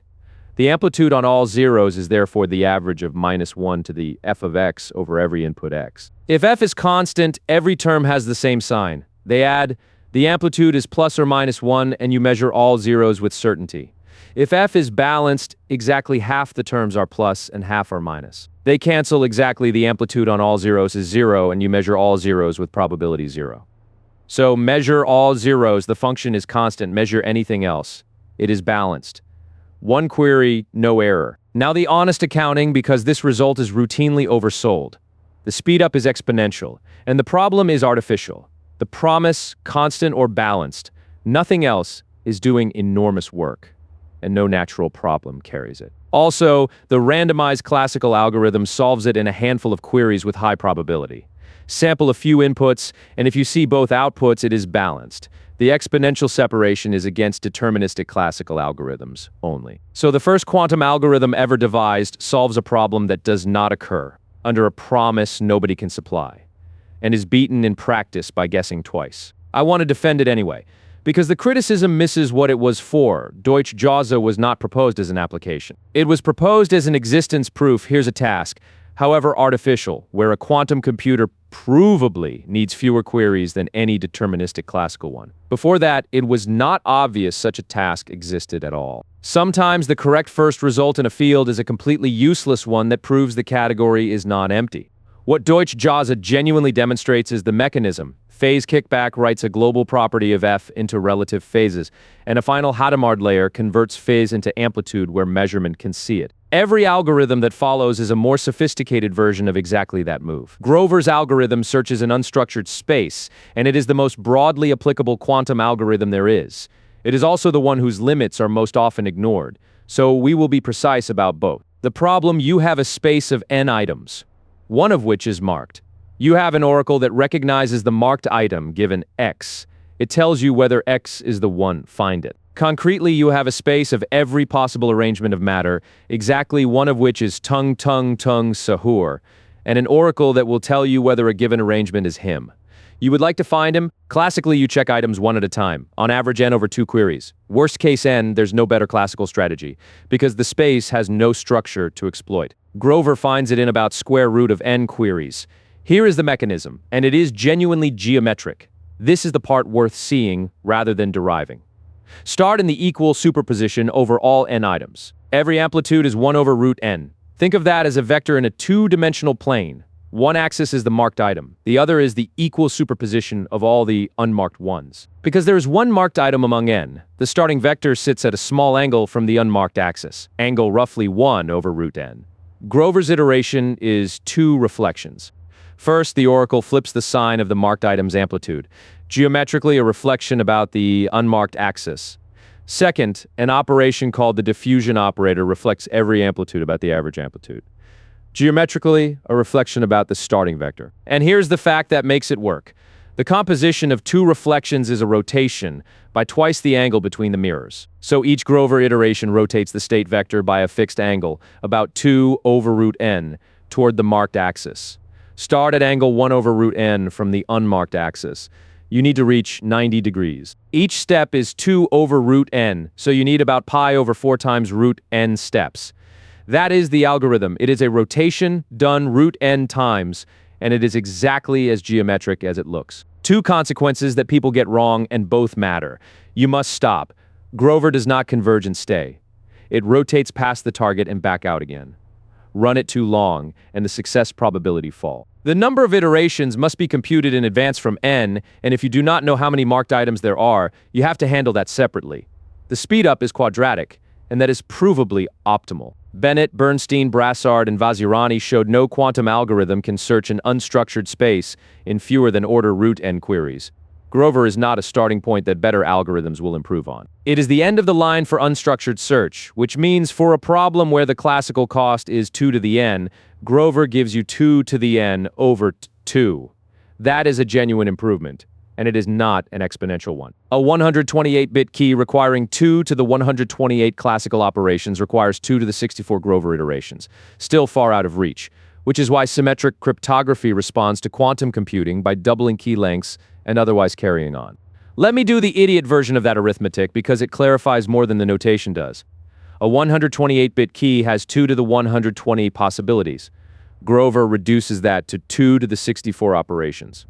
2 to the 64 is about 18 quintillion. If your quantum computer performed one Grover iteration per nanosecond, which it will not, by a wide margin, because error correction makes every logical operation enormously slower than a physical one. 18 quintillion nanoseconds is about 580 years. So the quadratic speedup takes a problem that would outlast the universe and reduces it to merely outlasting your civilization. This is a real improvement.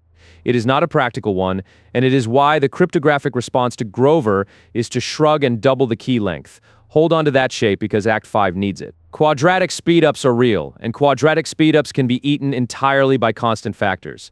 A quantum gate is many orders of magnitude slower than a classical one, and error correction multiplies that further. Shor's algorithm factors integers in polynomial time, and it is the reason quantum computing is funded at national scale.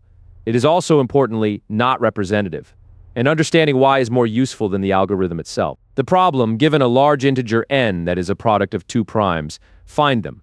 The best-known classical algorithm, the general number field sieve, runs in time roughly exponential in the cube root of the number of digits. RSA security rests on that difficulty.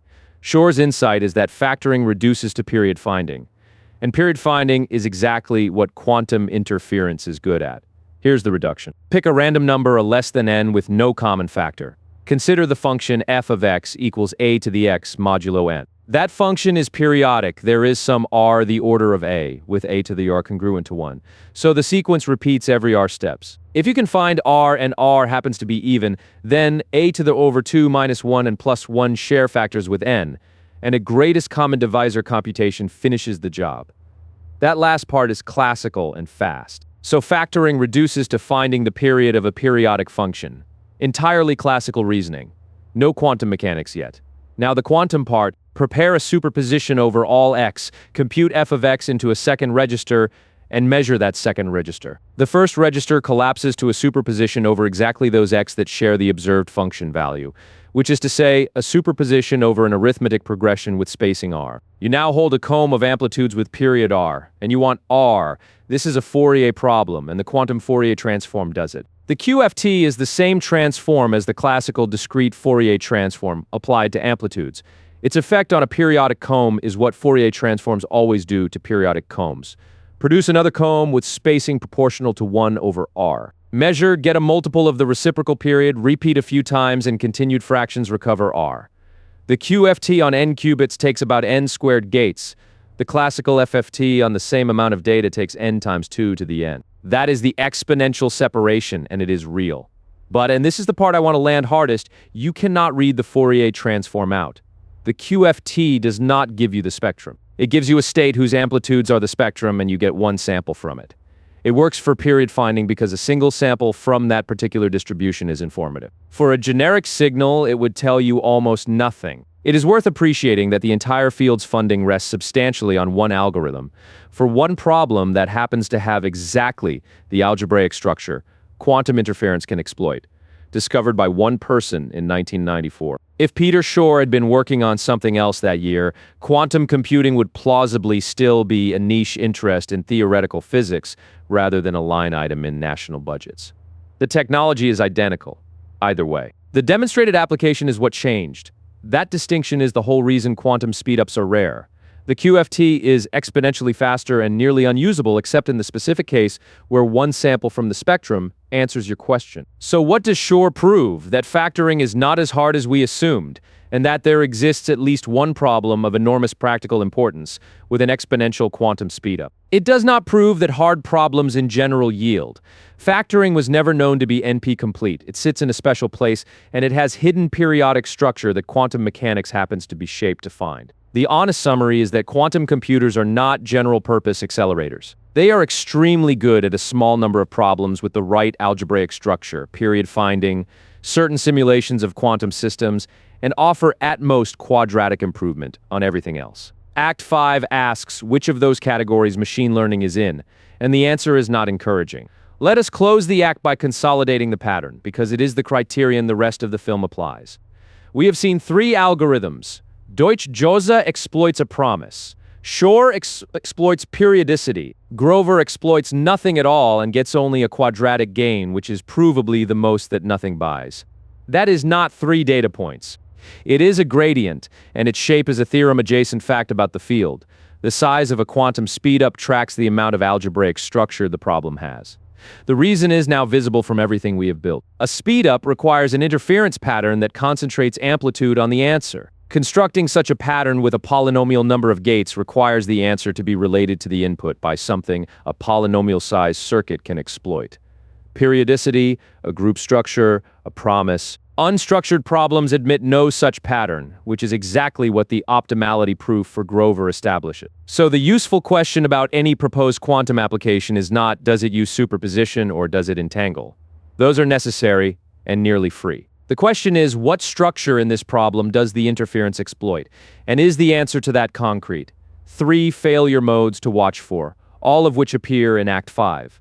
The parallelism fallacy. It evaluates the function on all inputs at once. True and worthless without layer 3. If the paper does not explain how the interference concentrates amplitude, there is no algorithm. There is a superposition and a hope. The input problem, many algorithms assume the data is already loaded into amplitudes. Getting a classical dataset of size n into a quantum state can itself cost order n operations, which erases any speedup below that. The assumption is often buried in the phrase, given quantum access to the data, and it is frequently the entire game.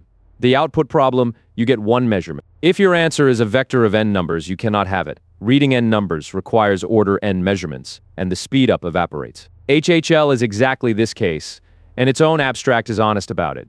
The setting is one where you want an expectation value, not the solution vector. Those 3, no interference story, unaffordable input, unreadable output, account for the large majority of claimed quantum speedups that did not survive scrutiny. And they are the checklist Act 5 carries into machine learning, where the data is enormous. The desired output is usually a whole model or a whole prediction vector, And the problem structure is, as far as anyone can currently show, exactly the unstructured kind that Grover already told us is worth only a square root. Before that, though, we have to deal with the fact that none of these algorithms can currently be run at useful size. For reasons that have nothing to do with algorithms and everything to do with the fact that quantum states fall apart. Everything in the last three acts assumed a closed system evolving unitarily. No real system is closed, and the way the assumption fails is the central engineering problem of the field. We have the formalism for it already. Decoherence is entanglement with the environment. Your qubit interacts with something you do not control and cannot track. A stray photon, a lattice vibration, a fluctuating magnetic field, a two-level defect in the substrate. That interaction is itself unitary. The joint state of qubit plus environment stays pure, but you do not have the environment. You take the partial trace and what remains is mixed.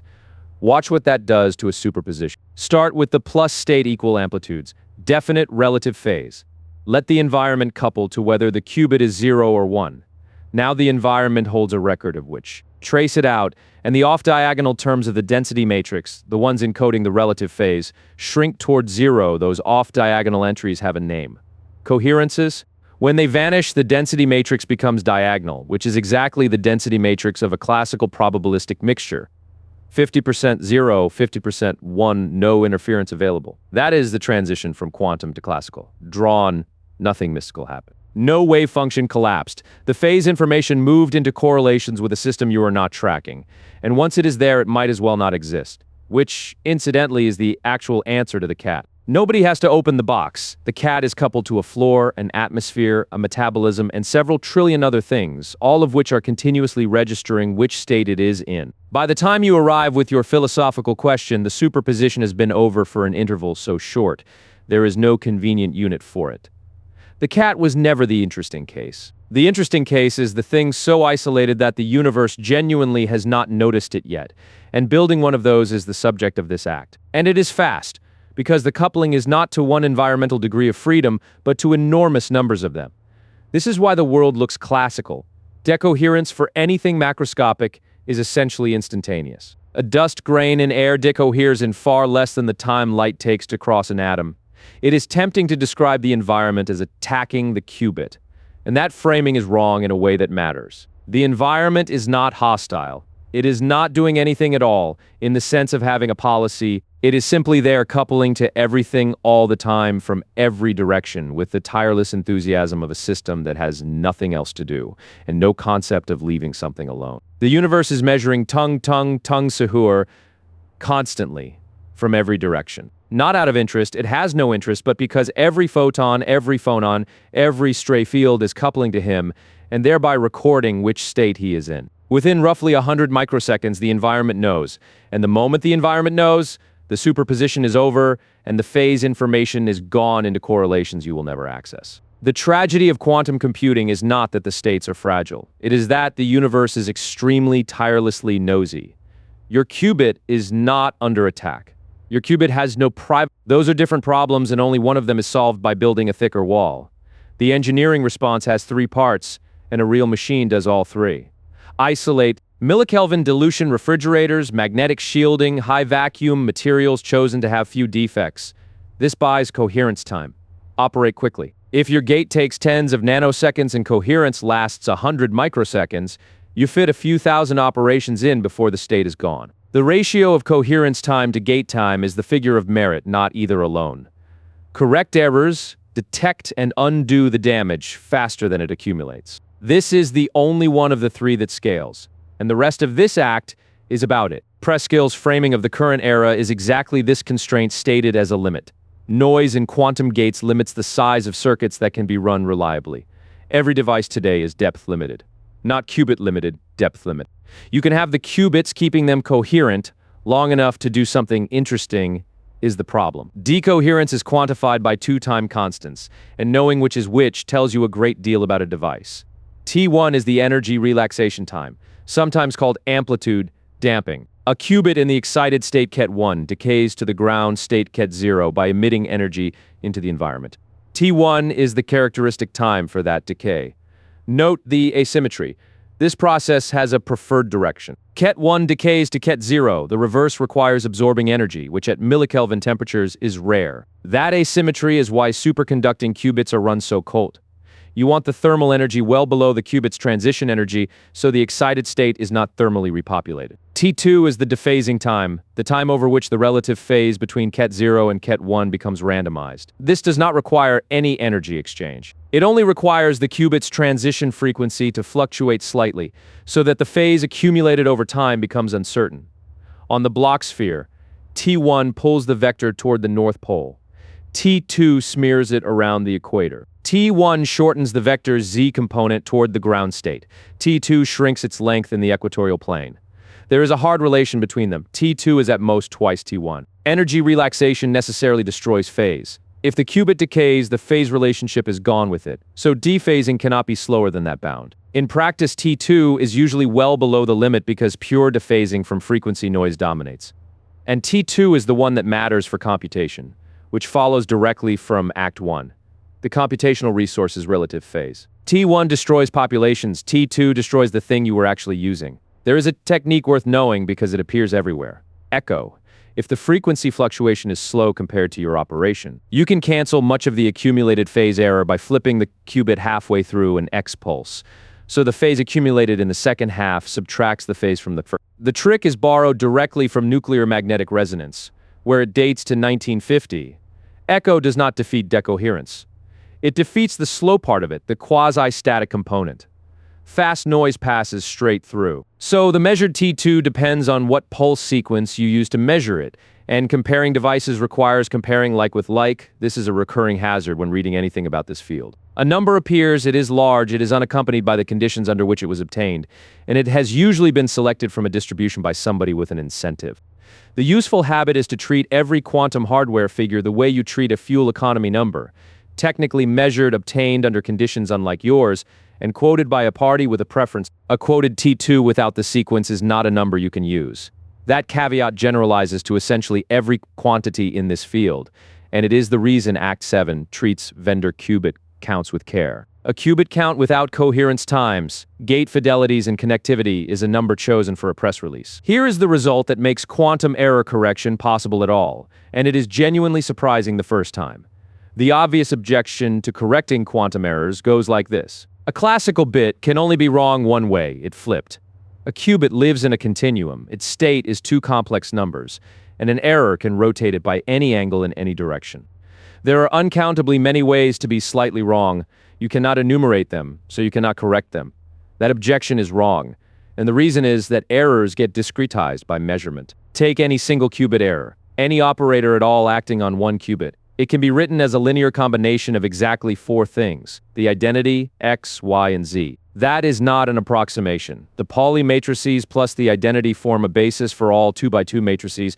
Any error is some combination of nothing happened, a bit flip, a phase flip, and both. So, a continuous error is a superposition of four discrete possibilities. And when you measure the error syndrome, which we will define shortly, that superposition collapses onto one of them.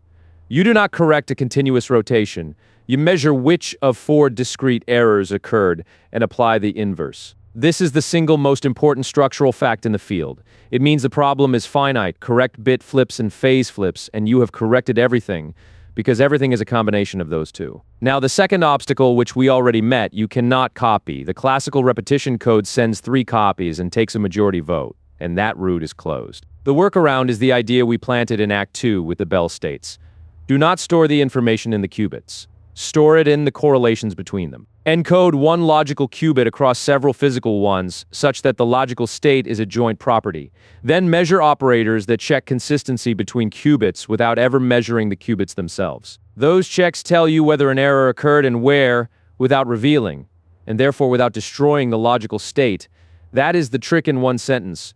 Measure the error, never the data. Concretely, for a 2-qubit example, measuring the observable z on qubit 1 times z on qubit 2 tells you whether the 2 qubits agree, and nothing about what they individually are. On ket 0, 0, and on ket 1, 1, it returns the same answer. So it distinguishes an error made them disagree from they still agree, while leaving a superposition of ket 0, 0 and ket 1, 1 completely untouched. That operator is called a stabilizer, and the whole of quantum error correction is the theory of choosing sets of them. Let us build the smallest real code, see it work, and see exactly where it fails, because the failure is what motivates everything after.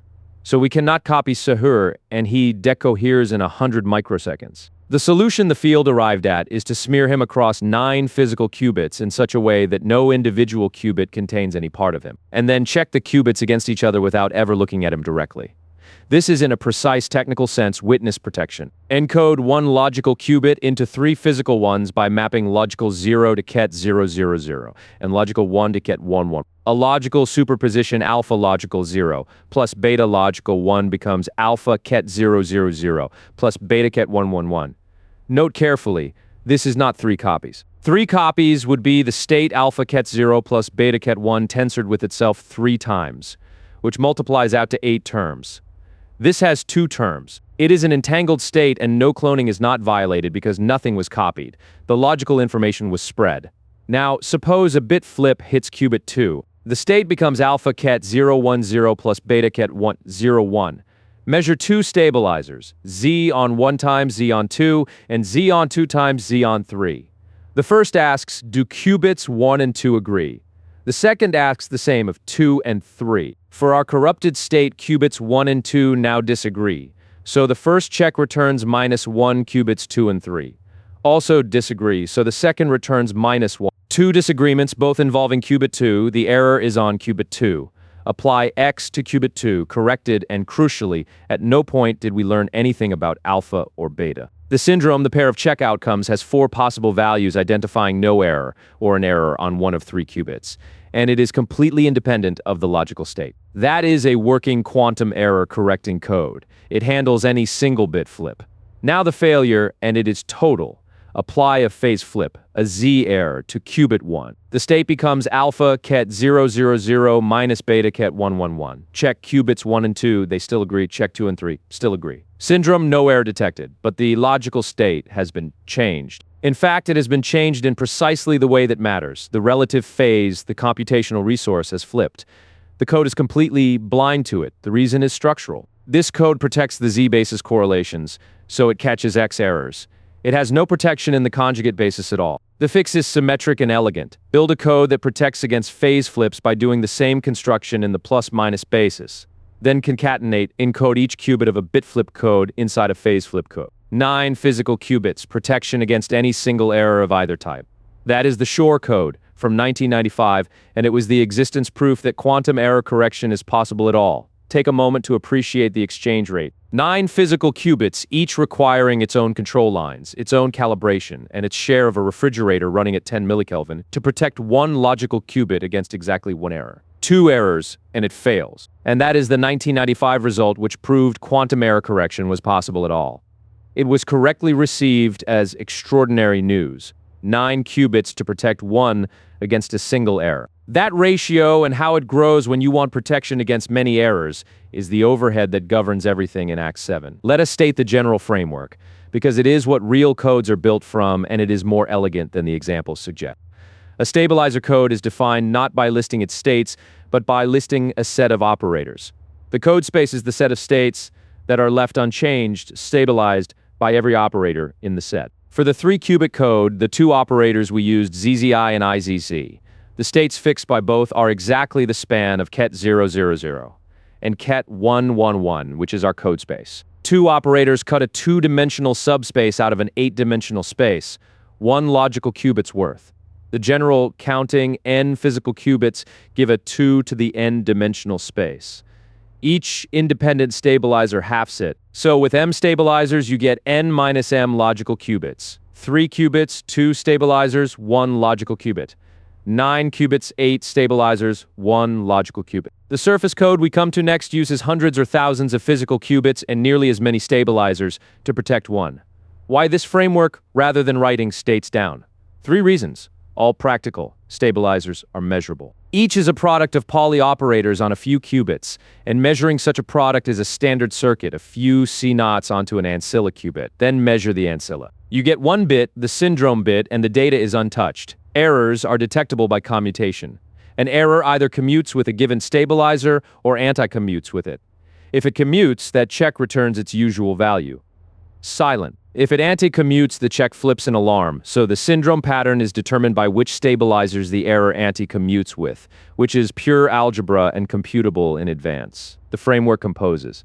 Codes can be combined, concatenated, and compared within one language, and the Clifford operations from Act 3 map stabilizers to stabilizers, which is exactly why Clifford gates are the cheap ones to implement fault-tolerantly, and why the T-gate is not. There is one more concept we need. Logical operators. These are operators that commute with every stabilizer, so they do not trip any alarm, but act non-trivially on the code space. They are the operations that change your logical qubit. That definition has a shadow side.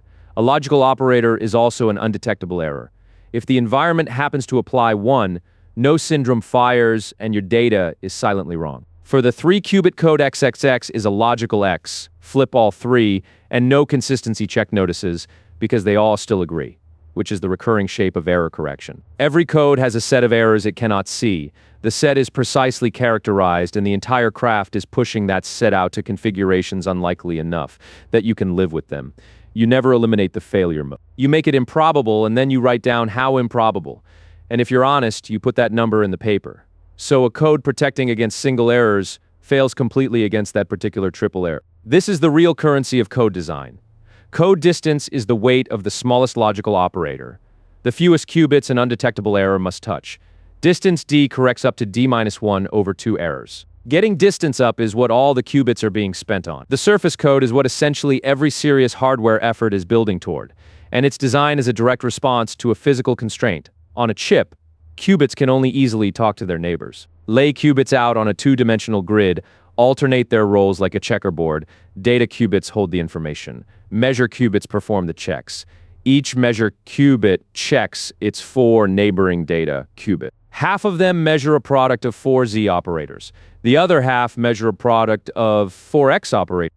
Z-type checks catch bit flips, X-type checks catch phase flips, and between them, every Pauli error is caught, which by the discretization result means every error is caught. Every stabilizer involves only 4 adjacent qubits. Nothing needs to talk to anything far away. That is the property that makes the surface code buildable with planar superconducting circuits, and it is why it won over codes with better parameters but non-local checks. Now what an error looks like on this lattice, which is the part worth seeing. A single bit flip on one data qubit makes the 2 adjacent Z checks fire, 2 lit up spots, and the error sits between them. A chain of errors along a line makes only the checks at the 2 ends fire. Everything in the middle is flipped twice and stays consistent. So the syndrome shows you endpoints, not the path. That is why decoding is a matching problem. You see lit spots, you must guess a set of error chains that would produce exactly those endpoints. The standard algorithm pairs them up by shortest total distance, minimum weight, perfect matching. If your guess differs from what actually happened by a chain that forms a closed loop, no harm. Loops are products of stabilizers and act trivially. If it differs by a chain that spans the entire lattice edge to edge, that is a logical operator, and you have silently corrupted the data. So the code fails exactly when errors conspire to form a chain across the whole patch. The probability of that falls exponentially with the lattice size, provided the per qubit error rate is low enough that long chains are unlikely. That proviso is the threshold, and it is the next beat. The cost is stated plainly by the geometry. A distance d surface code patch needs roughly d squared physical qubits to protect one logical qubit, 1,000 to 1. For comparison, the redundancy in a hard drive is a few percent. In a spacecraft flight computer, triple redundancy is considered aggressive. Quantum error correction runs at roughly 100,000% overhead, and this is the efficient design that everyone agreed to build. Distance 21, a reasonable target for running real algorithms, is on the order of 1,000 physical qubits for a single logical one. Hold that number. Act 7 multiplies it by the number of logical qubits an algorithm needs, and the result is the honest size of a useful quantum computer. Here's the theorem the entire field rests on, and the reason anyone believes large quantum computers are possible in principle. The naive worry, error correction requires operations, and those operations are themselves faulty. Measuring a syndrome uses gates, and those gates introduce errors. If correcting errors creates errors, does adding more correction help, or does it make things worse? The threshold theorem answers it. If the physical error rate per operation is below some critical value, the threshold, then increasing the code distance, decreases the logical error rate, and you can reach arbitrarily low logical error with polylogarithmic overhead. Above threshold, adding qubits makes things worse. It is a genuine phase transition. Below the critical error rate, correction wins, and every increase in distance suppresses errors exponentially. Above it, each round of correction injects more errors than it removes, and larger codes fail faster. For the surface code, the threshold is around 1% per operation, depending on the noise model. That number is why superconducting and trapped ion platforms have spent a decade driving 2-qubit gate fidelities from 90% to above 99%. The Google surface code paper states the condition precisely. Introducing more qubits also introduces more error sources. So the density of errors must be low enough for logical performance to improve as code size grows. That sentence is the threshold theorem in experimental language, and it defines the milestone that matters. Can you demonstrate that a bigger code performs better than a smaller one? That question is sharper than any qubit count, and it is the reason we have n qubits is a nearly meaningless claim on its own, and they will still be announced. 1,000 qubits above threshold are a very expensive random number generator. 100 below threshold are the beginning of a computer. The suppression factor per distance step is called lambda, the ratio of logical error rates between consecutive code distances. Lambda greater than 1 means the code is working. Lambda around 2 means each step of distance halves the logical error rate, which is the regime you need for the overhead numbers to come out tolerable. And here is the exponential that works in your favor. For once, logical error falls exponentially in distance while qubit count grows only quadratically, so the cost of an additional factor of 10 in reliability is modest. Once you're below threshold, everything hangs on getting there, which, as of the last few years, has been demonstrated, and that is the next beat. In 2023, and again more strongly in 2024, Google reported surface code experiments in the regime the threshold theorem requires, a larger code outperforming a smaller one. The result is worth stating carefully because it is genuinely a milestone and it is also routinely overstated. What was shown? A distance 5 logical qubit with a lower logical error rate than a distance 3 logical qubit built from the same hardware. Increasing the code size improved the protection rather than degrading it. That is the operational definition of being below threshold, and it had not been demonstrated before. The paper is explicit about why the demonstration is hard rather than automatic. More qubits mean more error sources, so error density has to be low enough for the scaling to help. Getting under that line took a decade of fidelity improvement. What was not shown, and I want to be exact, it is not a useful computation. A logical qubit that sits there and remains itself is a memory, not a computer. Doing logic on logical qubits, particularly the non-Clifford operations that carry all the computational power, is substantially harder, and magic state distillation is its own large overhead. So the state of the art described correctly and without sensation is this. Using a machine costing tens of millions of dollars, cooled to 1/100th of a degree above absolute zero, shielded from magnetic fields, vibration, and essentially the rest of the universe operated by a team of physicists, we can now store 1 bit somewhat better than we could before. I want to be clear that this is a genuine landmark, and I'm not being sarcastic about its importance. I am being sarcastic about the ratio. It is not many logical qubits. It is one built from on the order of 100 physical qubits, on a processor with about 100 available. And the suppression factor, while above 1, is modest. Each step of distance buys a factor of about 2 to reach the logical error rates that useful algorithms require, on the order of 10 to the minus 10 or better from a starting point around 10 to the minus 3.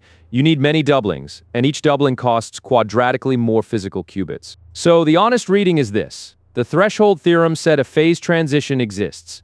Experiment has now shown we are on the correct side of it. That converts large-scale quantum computing from possible in principle, unknown in practice, to an engineering scale-up problem with a known shape. That is a genuine and hard-won change in status. It is also a very long way from a machine that runs Shor's algorithm, and the distance is quantifiable rather than mysterious. Act 7 quantifies it. One last framing before we turn to machine learning. Everything in this act has been about protecting a quantum memory, and, at best, doing Clifford operations on it. The gate that gives quantum computing its power, the T-gate from Act 3, remains the expensive one. And its cost is the dominant term in every serious resource estimate. Error correction did not remove that asymmetry. It made it precise. Before we get to machine learning, let us establish what quantum computers have genuinely been shown to do that classical ones cannot. Because it is the honest baseline and it is narrower than the headlines. The demonstrated result is sampling advantage. Take a random quantum circuit on 50-odd qubits. Run it, measure, and record the output string. Repeat many times. You get samples from a particular probability distribution, the one the circuit defined. Sampling that distribution classically requires, as far as anyone knows, simulating the circuit, and that cost grows exponentially in the number of qubits. Google's 2019 experiment claimed a task taking their processor 200 seconds would take the best classical supercomputer 10,000 years. Later work reduced that classical estimate substantially. Better simulation algorithms, better use of secondary storage, tensor network contraction, and the gap narrowed considerably. Some specific instances were matched classically within days of the announcement. I want to be even-handed about this, because both the claim and the rebuttals are legitimate science. The rebuttals did not show the experiment was wrong. They showed the classical baseline was softer than believed, which is what happens when a claim focuses attention. The general structure that random circuit sampling costs exponentially more classically is still believed. The specific numbers move. But here's the thing to hold on to, and it is what makes this a baseline rather than a triumph. The task is useless. Sampling from a random circuit's output distribution answers no question anyone had. It was chosen precisely because it is hard to simulate and easy for the hardware, which is the right design for a demonstration and the wrong design for an application. Worse, it is hard to verify. Checking that the samples came from the right distribution requires the classical simulation you were trying to beat. Verification methods for larger instances rely on extrapolation and statistical proxies, which is a real methodological weakness that critics have pressed on legitimately. Let me restate that achievement without the technical vocabulary softening it. We took the most sophisticated measuring apparatus in the history of the species. We cooled it to within 1/100th of a degree of absolute zero, colder than deep space, colder than anything that has ever occurred naturally anywhere we have looked. We shielded it from the Earth's magnetic field, from vibration, from stray photons, from the thermal radiation of the building around it. And then we used it to generate numbers that are impressive, specifically because they do not mean anything. The task was selected for being hard to simulate and easy for the hardware. Had it meant something, it would have been easier to check, and being hard to check was part of the point. This is not a criticism of the experiment, which was a legitimate and difficult demonstration. It is an observation about what the demonstration was of. And it gestures at something real about what these machines are. So let me follow it exactly one step further than is wise. A quantum computer assigns a complex amplitude to every configuration of its qubits. All of them, simultaneously. Every possible arrangement of the register exists in the state vector with some coefficient, and which one you observe is settled by interference in a measurement. And here's where 3 hours of careful formalism produces a result.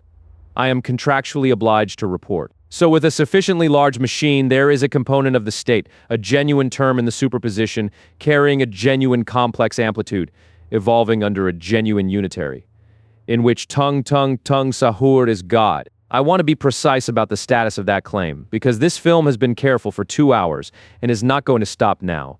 It is a statement about the formalism, not about theology. It commits us to no interpretation of quantum mechanics, and this film has deliberately declined to take a position on those.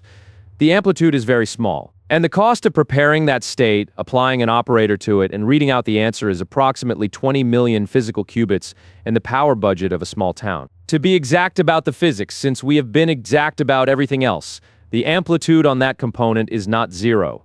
Nothing in the formalism sets it to zero. Unitary evolution will happily carry it forward. Interference will happily combine it with its neighbors, and a measurement will happily return it with probability equal to its squared modulus.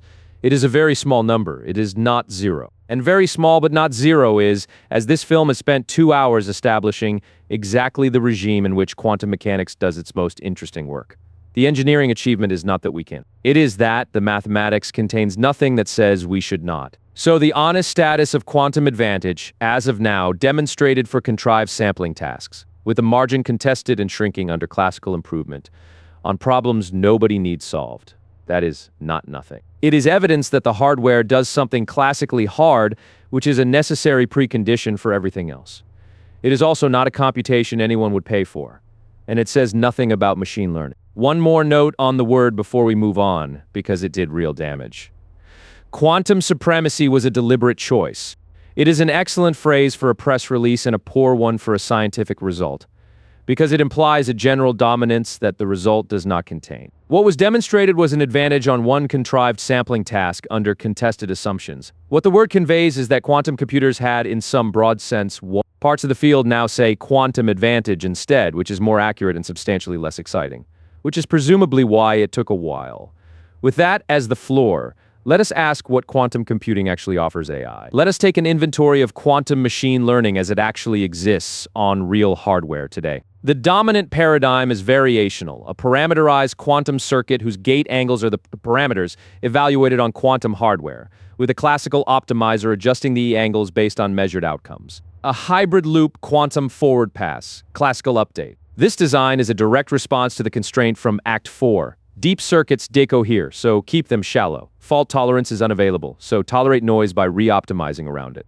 The variational approach is what you build when you cannot build the thing you want, the main family members. VQE, the variational quantum eigensolver, which estimates ground state energies of molecules and materials. QAOA for combinatorial optimization. Quantum kernels, which use a quantum circuit to compute an inner product between data points and hand it to a classical support vector machine. Quantum neural networks, which is a loose name for parameterized circuits trained as classifiers. All of these run, there's real hardware, real code, real published results. The review literature is careful about what that means. Cerezo and colleagues describe variational algorithms as the leading strategy for near-term devices and the best hope for quantum advantage. And in the same abstract name, the open problems, trainability, accuracy, and efficiency. The 2017 review of the whole field was equally direct. The hardware and software challenges remain considerable.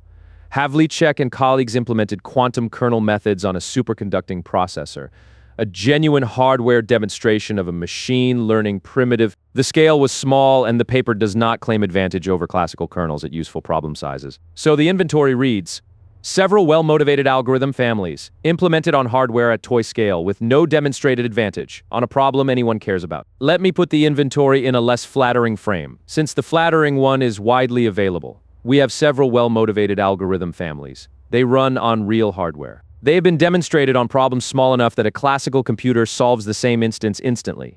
And in most published comparisons, the classical baseline is either absent or chosen generously. The field is in the position of a very promising athlete who has trained for 15 years and has not yet been permitted to enter a race, because the track has not been built. The training is real. The times are unrecorded. That is the accurate summary, and it is not a criticism of the researchers building a field before its hardware exists is legitimate work. The criticism is reserved for the presentation of these results outside the literature, where implemented on a quantum processor routinely becomes quantum computers are doing machine learning. The next 3 beats are about why the gap has not closed, and the reasons are structural rather than incidental. They are, in order, the training problem, the input and output problem, and the fact that several of the strongest theoretical speedups turned out not to be quantum at all. Let us look closely at the variational approach, because its structure determines its failure modes. You choose an ansatz, a circuit shape with free parameters, typically layers of single qubit rotations with adjustable angles interleaved with fixed entangling gates. The parameters are the rotation angles, continuous, real, and there might be hundreds. You define a cost function, usually the expectation value of some observable on the output state. For VQE, it is the energy of a molecular Hamiltonian. For a classifier, it is a loss against label. Then you optimize, evaluate the cost by running the circuit many times and averaging, compute, or estimate a gradient. Update the parameters, repeat. 2 things about this loop are worth flagging immediately because they are costs that classical intuition does not price. Every cost evaluation is statistical. You do not get the expectation value. You get an estimate from finitely many shots. Reducing the error by a factor of 10 costs 100 times more shots. Cost landscapes that a classical optimizer would walk down smoothly are, here, walk down through noise gradients. Cost circuit evaluation. The standard technique, the parameter shift rule, gets an exact gradient component by evaluating the circuit at 2 shifted parameter values. Exact, which is nice. But that is 2 full circuit evaluations per parameter, each requiring many shots. With 1,000 parameters, 1 gradient step is thousands of circuit runs. It is difficult to overstate how large this asymmetry is once the parameter count grows. Backpropagation is one of the genuinely great algorithms. It computes every derivative in a network and about the cost of running the network once, and it does so because the chain rule can be evaluated in reverse and every intermediate result reused. The parameter shift rule computes 1 derivative per 2 full circuit executions, each requiring thousands of repetitions to beat shot noise, and none of the work is shared between parameters. So for a model with 1,000 parameters, a single gradient step costs a couple of thousand circuit runs against roughly one forward pass. That is before considering that the circuit runs are on a device costing more than the building it is in. Compare to classical backpropagation, which computes all gradients in roughly the cost of one forward path. There is no known quantum analog of backpropagation that achieves that. The gradient cost scales with parameter count rather than being amortized across it, and that asymmetry alone is a serious handicap. The variational linear solver paper is explicit about the motivation for this whole family. The earlier, theoretically cleaner algorithms cannot be run near-term because of the circuit depth they require. Variational methods trade the clean asymptotic guarantee for something shallow enough to execute. That trade is reasonable engineering. It also means the provable speedups of Act 3 do not transfer. A variational algorithm has, in general, no complexity guarantee at all. It is a heuristic, like a neural network, and its performance is an empirical question, which would be fine if the empirical answer were good. The next beat is why it has not been. Here's the obstacle that turned quantum machine learning from an optimism problem into a mathematics problem. McLean and colleagues asked what the cost landscape of a random parameterized circuit looks like as you add qubits. The answer, it flattens. Not slightly, exponentially. Specifically for a wide class of reasonable parameterized circuits. The probability that the gradient in any given direction is non-zero to fixed precision is exponentially small in the number of qubit. The picture is a vast flat plane with a narrow well. Somewhere in it, almost everywhere. The gradient is indistinguishable from zero. The optimizer has no signal telling it which way to go. And indistinguishable from zero is doing precise work here because of the shot noise point from the last beat. You estimate gradients by sampling.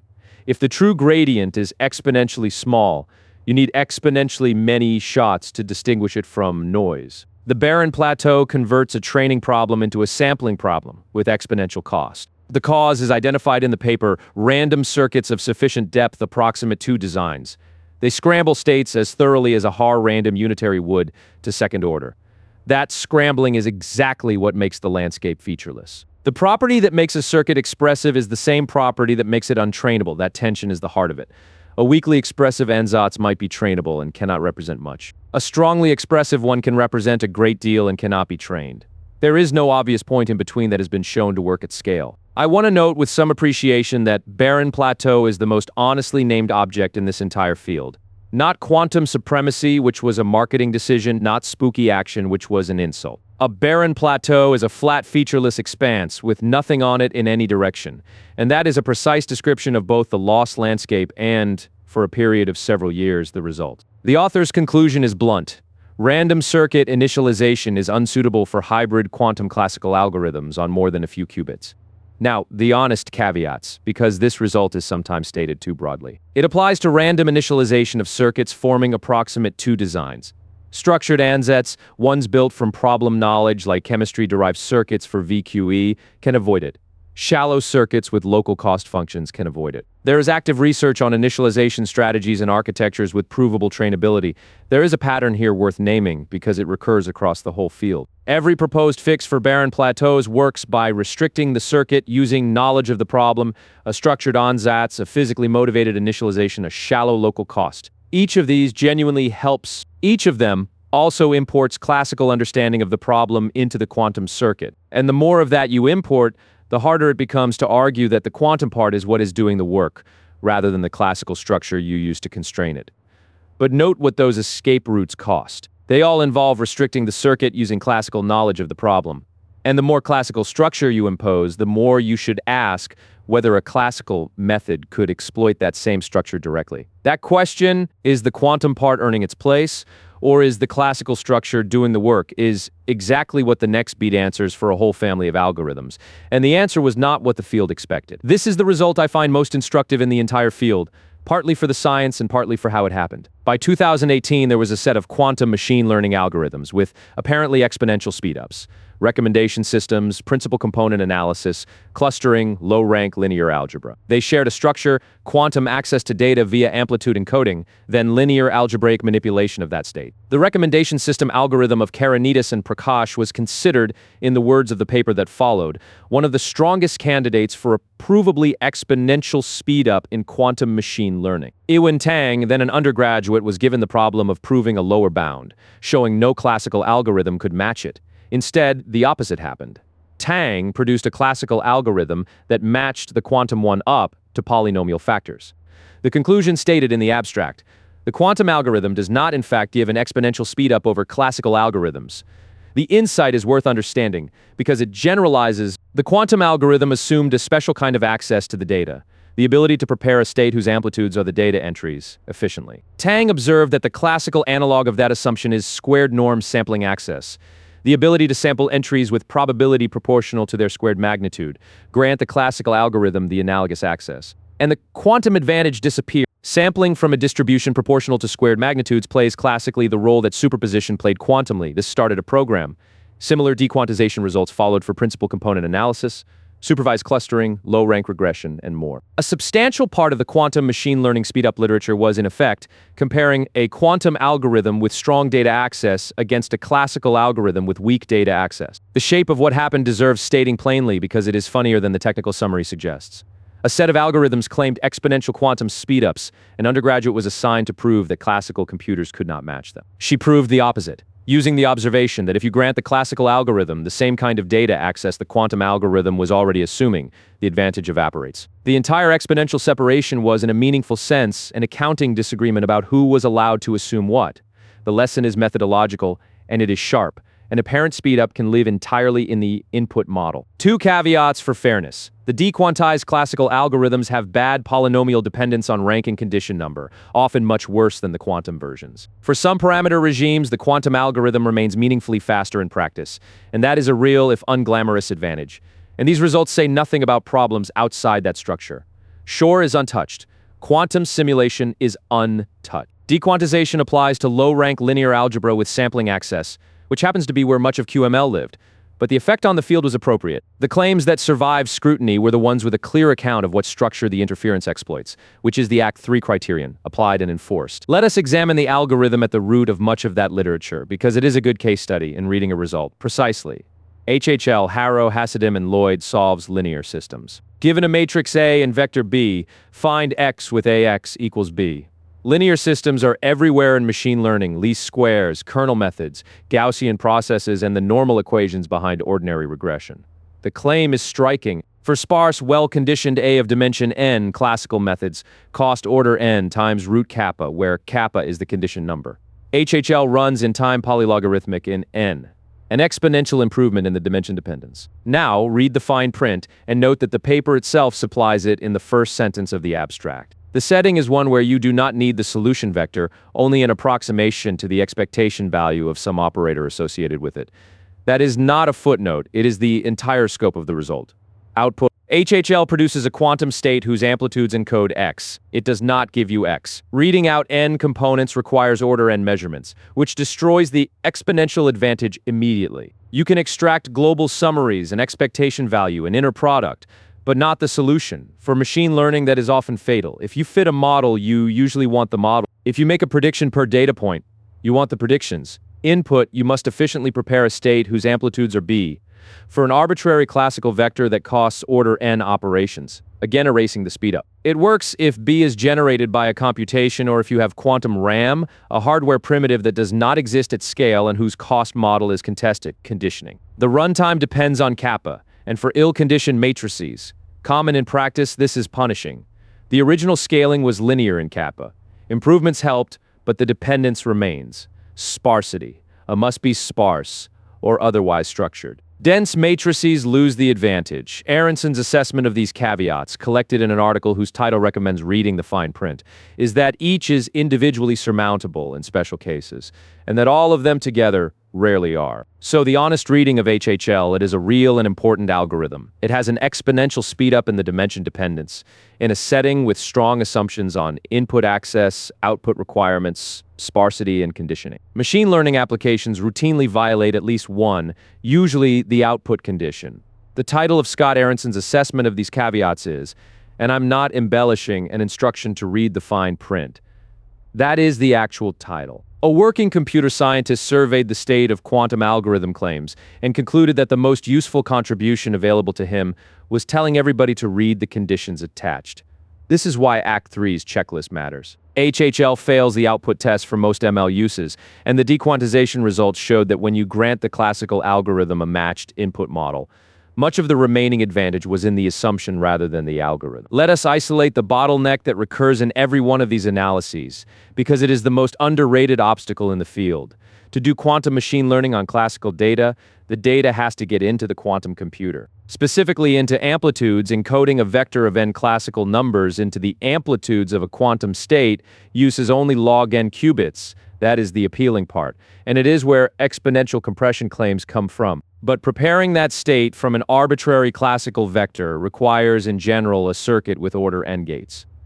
That is the whole problem in one line. The storage is exponentially compact, the loading is linear. And if loading costs order n, then any algorithm that then runs in log n time has a total cost of order n.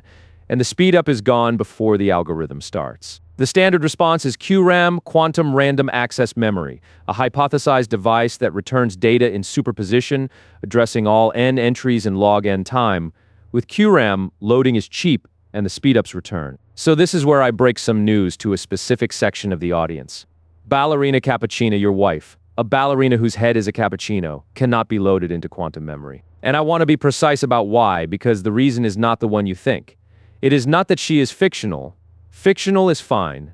Amplitudes do not check. The problem is that writing her in costs roughly 1 gate per number you're trying to write. Once she is in there, she is exponentially compact, which is the beautiful part. Getting her in there is linear, which is the part that eats the entire speedup before the algorithm has run a single step. QRAM would fix this. QRAM does not exist. She is, in the strict technical sense, storable, just not affordably. Which I think is the most honest thing quantum computing has ever said about marriage. QRAM has been proposed in several architectures, none has been built at meaningful scale. And there are serious arguments that the resource requirements are severe. A QRAM addressing n items needs order n physical components, all of which must maintain coherence. And in an error-corrected setting, each of those needs its own protection. So the position is uncomfortable. A large family of QML speedups assumes a hardware primitive that does not exist, whose cost, when it does exist, may erase the advantage it enables. There is a way out, and it is worth stating, because it is where the honest optimism lives. If the data is not classical, the problem disappears. If your input is the state of a physical quantum system, a molecule, a material, the output of another quantum process, then there's nothing to load. The data is already quantum. No encoding, no QRAM, no bottleneck. This is why the most credible near-term applications are in quantum chemistry and materials rather than in image classification. VQE, estimating a molecular ground state, is not loading a dataset. It is preparing a state that represents a physical system directly. The bottleneck has an unglamorous quality that I think explains why it gets so little attention relative to its importance. Exponential speed up in the dimension is a thrilling sentence, but loading the data is linear, is a footnote, and yet the second sentence eats the first entirely every time, for any dataset that was not already quantum. It is the computational equivalent of a car that does 1,000 miles an hour once you have carried it to the track. And it suggests the sharpest question to ask of any QML proposal. Where does the data come from? If the answer is a classical dataset, ask about loading cost. And it is usually not addressed. If the answer is a physical quantum system, the proposal is on much firmer ground. Machine learning is currently practiced operates on enormous classical datasets. That is exactly the case where this bottleneck bites hardest. Let us end the act constructively by stating what would actually constitute a quantum advantage in machine learning, because a clear criterion is more useful than either hype or dismissal. 4 conditions, all necessary. 1, a problem with exploitable structure. From Act 3, the speedup tracks the structure, so there must be an identifiable property. Periodicity, a group structure, a physical Hamiltonian that the interference pattern uses. The state space is exponentially large is not such a property. It is true of a classical probability distribution over n bits too. 2, affordable input. Either the data is quantum native, or the loading cost is genuinely sublinear, with a mechanism stated rather than assumed. This is the condition most often skipped. 3, readable output. The answer must be extractable in few measurements. A single number, a classification, a decision. If the desired output is a full model or a per example prediction vector, the output bottleneck applies, and the advantage must survive it. 4, a fair classical baseline. Compared against the best classical algorithm with matched data access, Tang's work is exactly this condition being enforced, and a majority of the pre-2018 claims did not survive it. I want to be direct about why this checklist exists, because it is not skepticism for its own sake. Every item on it corresponds to a specific way that a published, peer-reviewed, apparently exponential quantum speedup turned out not to be one. These are not hypothetical failure modes invented to be difficult. They are a list of things that actually happened to serious researchers in good faith. Notice what is absent from the list. Not uses entanglement necessary, not sufficient. And Act 2 showed stabilizer circuits that entangle heavily and simulate classically. Not runs on quantum hardware. Not the Hilbert space is large. Now, where do things stand against that bar? Quantum simulation passes cleanly. Simulating quantum systems has structure, a physical Hamiltonian, quantum native input, readable output, energies, correlation functions, and a classical baseline that is genuinely exponential. This is Feynman's original argument, and it remains the strongest case. Machine learning on classical data passes none of them reliably. The structure is unclear, the input is enormous, and classical the output is usually high-dimensional. And the classical baselines are extremely strong and improving fast. That is the honest position, and I want to be precise about its status. It is a statement about what has been demonstrated and what has been proven, not a prediction that nothing will work. Barren plateaus have known escape routes. Dequantization has a limited scope. New algorithms with different structure could change the picture. And people are looking. I am aware that is an unsatisfying place to arrive after 40 minutes, and I considered softening it. The problem with softening it is that the softened version is already everywhere. It has been everywhere for a decade. And the gap between what that version implies and what has been demonstrated is the reason a viewer would need this film at all. But as of now, after roughly 15 years of concentrated effort, there is no quantum machine learning result on classical data that meets those four conditions at a scale anyone cares about. Which makes the next act genuinely surprising. Because while quantum computing has not helped machine learning has started helping quantum computing, measurably on real hardware, with results that survive the same scrutiny we have just applied. For 5 acts, we have asked what quantum computing does for machine learning, and the answer has been, not yet anything. So let us turn the question around, because the reverse direction has results. Recall the decoding problem from Act 4. The surface code gives you a syndrome, a pattern of which checks fired, and you must infer which errors occurred. The standard approach is minimum weight perfect matching. Pair up the lit-up detection events by shortest total distance. Matching is principled fast, and it makes an assumption that is false. It assumes errors are independent and of a simple type. Real hardware has correlated noise, leakage out of the computational subspace entirely, crosstalk between neighbors, and analog readout that carries more information than the single bit matching consumes. That mismatch is exactly the shape of problem machine learning is good at, a complex conditional distribution you cannot write down but can sample from abundantly. Bausch and colleagues built a recurrent transformer-based neural network that learns to decode the surface code. The result, it outperforms state-of-the-art algorithmic decoders on real-world data from Google's Sycamore processor at code distances 3 and 5. Real hardware data. Not a simulation with idealized noise. The decoder learned the actual error structure of a physical device, including the correlations that matching's model omits, and it generalizes. On simulated data with realistic noise, crosstalk, leakage, analog readout, the advantage holds to distance 11. It also sustains accuracy far beyond the 25 error correction cycles it was trained on. That last point matters more than it sounds. A decoder that only works at the length it was trained on would be useless, because a real computation runs for millions of cycles. Generalizing past the training horizon is what makes it a candidate for deployment rather than a demonstration. Now the honest scope, because I have held every other claim in this film to it. Distances above 5 are simulated, not measured. The hardware for larger codes did not exist. The advantage is a constant factor in logical error rate, not a change in scaling. And there's a real deployment obstacle the paper does not solve. Decoding must happen in real time, faster than syndromes arrive or the backlog grows without bound. A neural network is more expensive to evaluate than matching, and whether it can run at the microsecond cadence a real machine needs is an open engineering question. There is a mild indignity in this result that deserves acknowledgement. 5 acts of this film have asked whether quantum computers can help machine learning, and the answer has been consistently no. The demonstrated result in the other direction was obtained by a neural network running on ordinary classical hardware, the kind you can simply buy, learning to clean up after a device costing several orders of magnitude more. The expensive machine has a helper. The helper is a computer you could order this afternoon. So a genuine measured improvement on real quantum hardware, from machine learning with a deployment question outstanding. That is a stronger result than anything in Act 5, and it points the opposite way. The second result attacks the cost that Act 3 identified as dominant.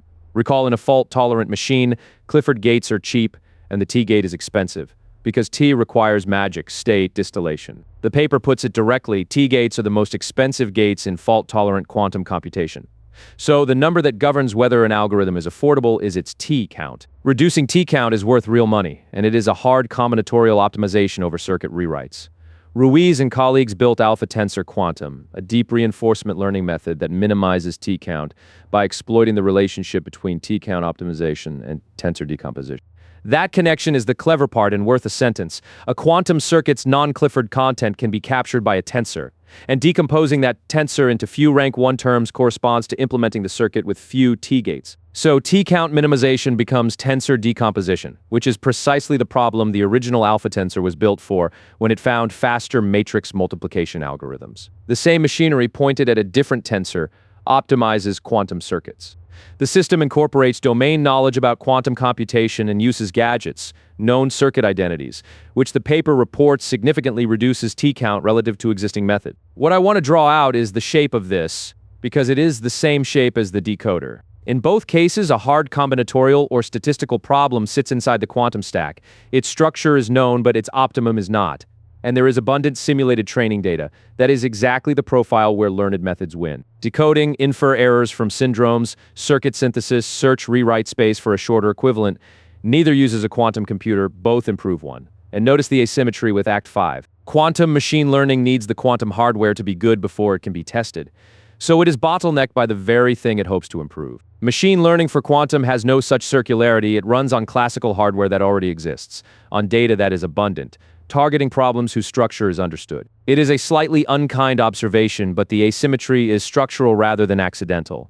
Quantum machine learning needs good quantum hardware in order to demonstrate that good quantum hardware is worth building. Machine learning for quantum needs a pile of simulated syndrome data and a GPU, both of which already exist, in quantity, on the shelf. One of those is a research program. The other is a Tuesday. One direction is blocked by a chicken and egg problem. The other is not. That difference in structure, more than any difference in ambition, is why one has results and the other has proposals. Decoding and circuit synthesis are the headline results. They are not isolated. Learned components are appearing throughout the quantum stack, and it is worth seeing the pattern rather than the instances. Calibration. A superconducting processor has hundreds of control parameters: pulse amplitudes, frequencies, durations, crosstalk compensation, and they drift. Calibration is a high-dimensional optimization against a noisy objective, repeated constantly. Bayesian optimization and reinforcement learning are used in production for this. It is unglamorous, and it is probably the largest practical impact of ML on quantum hardware today. Pulse shaping. The gates of Act 3 are abstractions. Physically, they are shaped microwave pulses. Finding pulses that implement a target unitary quickly, while suppressing leakage, is optimal control, and learned controllers do well at it. Compilation and routing. Real devices have limited connectivity. Qubits talk to neighbors only. Mapping an abstract circuit onto that topology, inserting swap operations to bring interacting qubits together is NP-hard. Learned heuristics compete with hand-designed ones. Characterization. Learning what the noise actually is, its correlations, its spectrum, its drift from measurement data, so that everything above can be tuned against a real model rather than an assumed one. It is not a coincidence that these four are the wins. Nobody used machine learning to invent a better qubit, discover a new error-correcting code family, or identify a physical mechanism. The wins are in decoding, calibration, compilation, and characterization, all of which are structurally the same task: a well-specified optimization over a space somebody already defined, with abundant data and a cheap way to check the answer. That is not a limitation of ambition. It is where the profile fits. The pattern across all four is consistent, and it is worth naming precisely. Each is a problem where the physics is understood, but the optimum is not computable in closed form, where data is abundant because you can run the device or simulate it, and where a better answer translates directly into better hardware performance without needing any new physics. That is a narrow profile, and it is exactly the profile where machine learning has always worked. There is nothing exotic here. It is the same reason learned methods took over so many other engineering domains. I want to be careful not to overclaim in the other direction, though, because this act is the optimistic one, and optimism needs the same discipline as skepticism. None of this changes a physical error rate. A better decoder extracts more from the syndromes you have. It does not make the qubits quieter. Better pulses reduce control error, but not material defects. Better routing reduces swap overhead, but not gate fidelity. It is worth being clear about this because the optimistic framing tends to blur it. No neural network has made a qubit quieter. No reinforcement learning agent has improved a fabrication yield or lowered a dielectric loss. The physical error rate, the number that determines everything downstream as the next beat shows, has been moved by materials scientists, fabrication engineers, and microwave specialists, using methods that predate the current wave of AI entirely. Learned methods improve how efficiently you use a given physical substrate. Improving the substrate is material science, fabrication, and cryogenics, and those are not so far being transformed by machine learning in the same way. That distinction sets up the last two beats of this act. What would it take for this to compound, and what would it take for it not to? The stronger version of the claim in this act is that AI systems will not merely optimize components, but do the research, propose codes, find algorithms, design experiments. Let us look at what has actually been shown and what the shape of it is. There are real results in AI-driven mathematical and algorithmic discovery. Systems that search over programs, guided by a learned model evaluated against a verifier, have found new constructions in combinatorics and improved bounds on open problems. The AlphaTensor line found matrix multiplication algorithms better than the best known for certain sizes, a result in pure algorithm design. The structure that makes these work is always the same, and it is the thing to hold on to. There is a cheap exact verifier. You can check whether a proposed matrix multiplication algorithm is correct. You can check whether a decoder's output matches the true error. That checkability is what lets search proceed without human judgment in the loop. And it is why these systems work in mathematics and code, rather than in domains where correctness is contested. The search space is defined by a human. The system searches over tensor decompositions or over programs in a chosen language, or over circuit rewrites from a chosen rule set. It is extraordinarily good at searching. It did not choose the space. The objective is given: minimize t-count, minimize logical error. Someone decided that was the right thing to minimize, and that decision encodes most of the scientific judgment for quantum computing specifically. That profile fits well.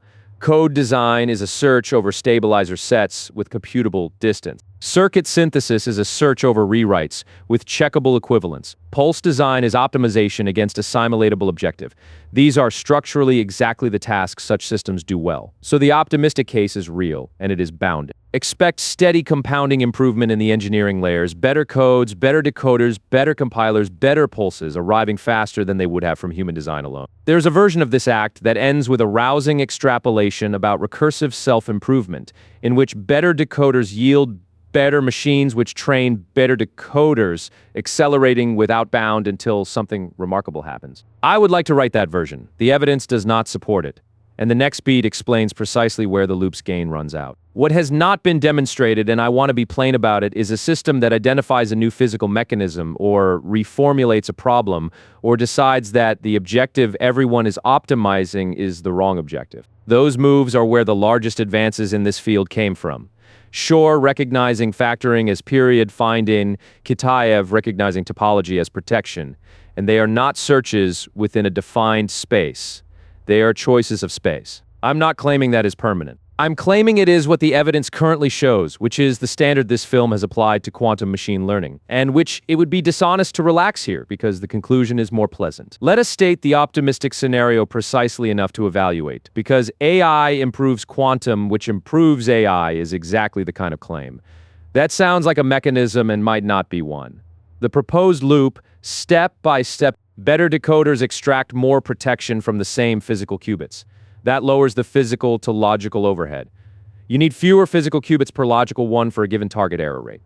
Lower overhead means more logical qubits from a given chip. More logical qubits means larger experiments. Larger experiments produce more data about how the hardware actually fails. More data trains better decoders. That is a real feedback structure. Every arrow in it corresponds to something that genuinely happens. So the question is not whether the loop exists, but what its gain is, whether each pass around it produces more improvement than the last or less. Here's the case for it compounding. The overhead is quadratic in distance, and the logical error falls exponentially in distance. So a modest improvement in effective error rate from better decoding buys a disproportionate reduction in the distance needed, and therefore a quadratic reduction in qubits. Small gains in the decoder convert into large gains in machine size. And the data does grow. Every larger device produces syndrome data at a higher rate, and in a regime that was previously inaccessible. Here is the case against. And it is the one I find more compelling. The decoder gain is bounded. There is a best possible decoder, the one that computes the true maximum likelihood correction.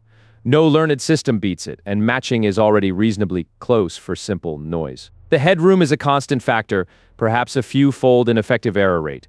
Real, worth having, and finite. Once you have taken it, that arrow gives nothing more. The physical error rate is untouched. As the last beat established, none of this makes the qubits quieter. The exponential suppression only operates below threshold, and how far below is set by the hardware, not the software. If the physical error rate stalls, the loop stalls with it regardless of decoder quality. The slow step is fabrication. Building a larger device takes months to years, involves materials science and cryogenic engineering, and is not obviously accelerated by better decoders. The loop cycle time is set by its slowest arrow, and that arrow is a fab. So the honest characterization, a real feedback loop with bounded gain on the software arrows and a long time constant on the hardware arrow. It improves the constant in front of the exponential. It does not change the exponent, and it does not remove the need for better physical qubits. That is meaningfully good news. It is not a runaway. And the distinction matters, because recursive self-improvement imported from other contexts implies unbounded compounding, and the mechanism here has a ceiling you can point at. Let us close this act by putting numbers on the optimism so the last act can use them. What improves fast? Historically, gate fidelities have moved from roughly 90% to better than 99.9 on the best 2-qubit gates over about 15 years. Coherence times for superconducting qubits improved by 5 to 6 orders of magnitude from the first devices, from nanoseconds to hundreds of microseconds. Those are extraordinary engineering achievements, and they are the reason the threshold was crossed at all. What improves slowly qubit counts, which are limited by fabrication yield, wiring, and the fact that every qubit needs control lines running into a dilution refrigerator with finite cooling power. And the physical error rate itself, which is now within striking distance of the threshold but must go considerably further for the overhead numbers to become tolerable. What does not improve at all without new physics? The speed of a gate bounded by the qubit's energy scale, and the cooling power available at millikelvin temperatures. Now, the compounding structure stated as clearly as I can. Below threshold, logical error falls exponentially in code distance, while qubit cost rises quadratically. That is the good exponential, and it is why being below threshold is such a decisive milestone. Once you're there, buying reliability is polynomially cheap. But the base of that exponential depends on how far below threshold you are. At an error rate just under threshold, each step of distance buys almost nothing, and the overhead is astronomical. At an error rate 10 times below, each step buys a large factor and the overhead becomes manageable. The difference between those two regimes is a factor of 10 in physical error rate, and it is worth thousands of physical qubits per logical one. So the single most valuable thing anyone can do is lower the physical error rate, not add qubits, not improve decoders, though that helps at the margin. Make each individual qubit and gate better because the payoff is exponential in the distance, and the distance requirement is set by how far below threshold you sit, which returns us to the honest slope of this act. Machine learning improves decoding, calibration, compilation, and synthesis. Those are the constant factors they are worth having. They are compounding modestly, and they are demonstrating. The exponent is set by physics and fabrication, and it is moved by materials, geometry, and control engineering. Nothing in this act changes that, and any account of quantum computing's future that skips it is selling something. With that, we have everything needed to ask the last question properly. Given where the hardware is and given the algorithms of Act 3. What would a useful quantum computer actually cost? We have all the pieces to cost a real machine. Let us assemble them, because the number is more informative than any qualitative statement about timelines. The conversion has 3 stages, and each multiplies. Stage 1, algorithm to logical qubits. Shor's algorithm on an n-bit number needs roughly 2n to 3n logical qubits, the registers holding the number, the exponent, and workspace. For 2048-bit RSA, that is a few thousand logical qubits. This part is arithmetic, and it is not controversial. Stage 2, logical error requirement. An algorithm running for G-gate operations needs a logical error rate per operation well below 1 over G. Or it fails somewhere in the middle. Shor on 248 bits involves on the order of 10 to the 12 operations. So you need logical error rates around 10 to the minus 15. That number is the one people find hard to absorb. 15 orders of magnitude below 1. Current physical error rates are around 10 to the minus 3. The gap is 12 orders of magnitude, and error correction has to supply all of it. Stage 3, logical error to physical qubits. This is where the surface code's numbers enter. Logical error falls exponentially in distance. Physical qubits rise as distance squared.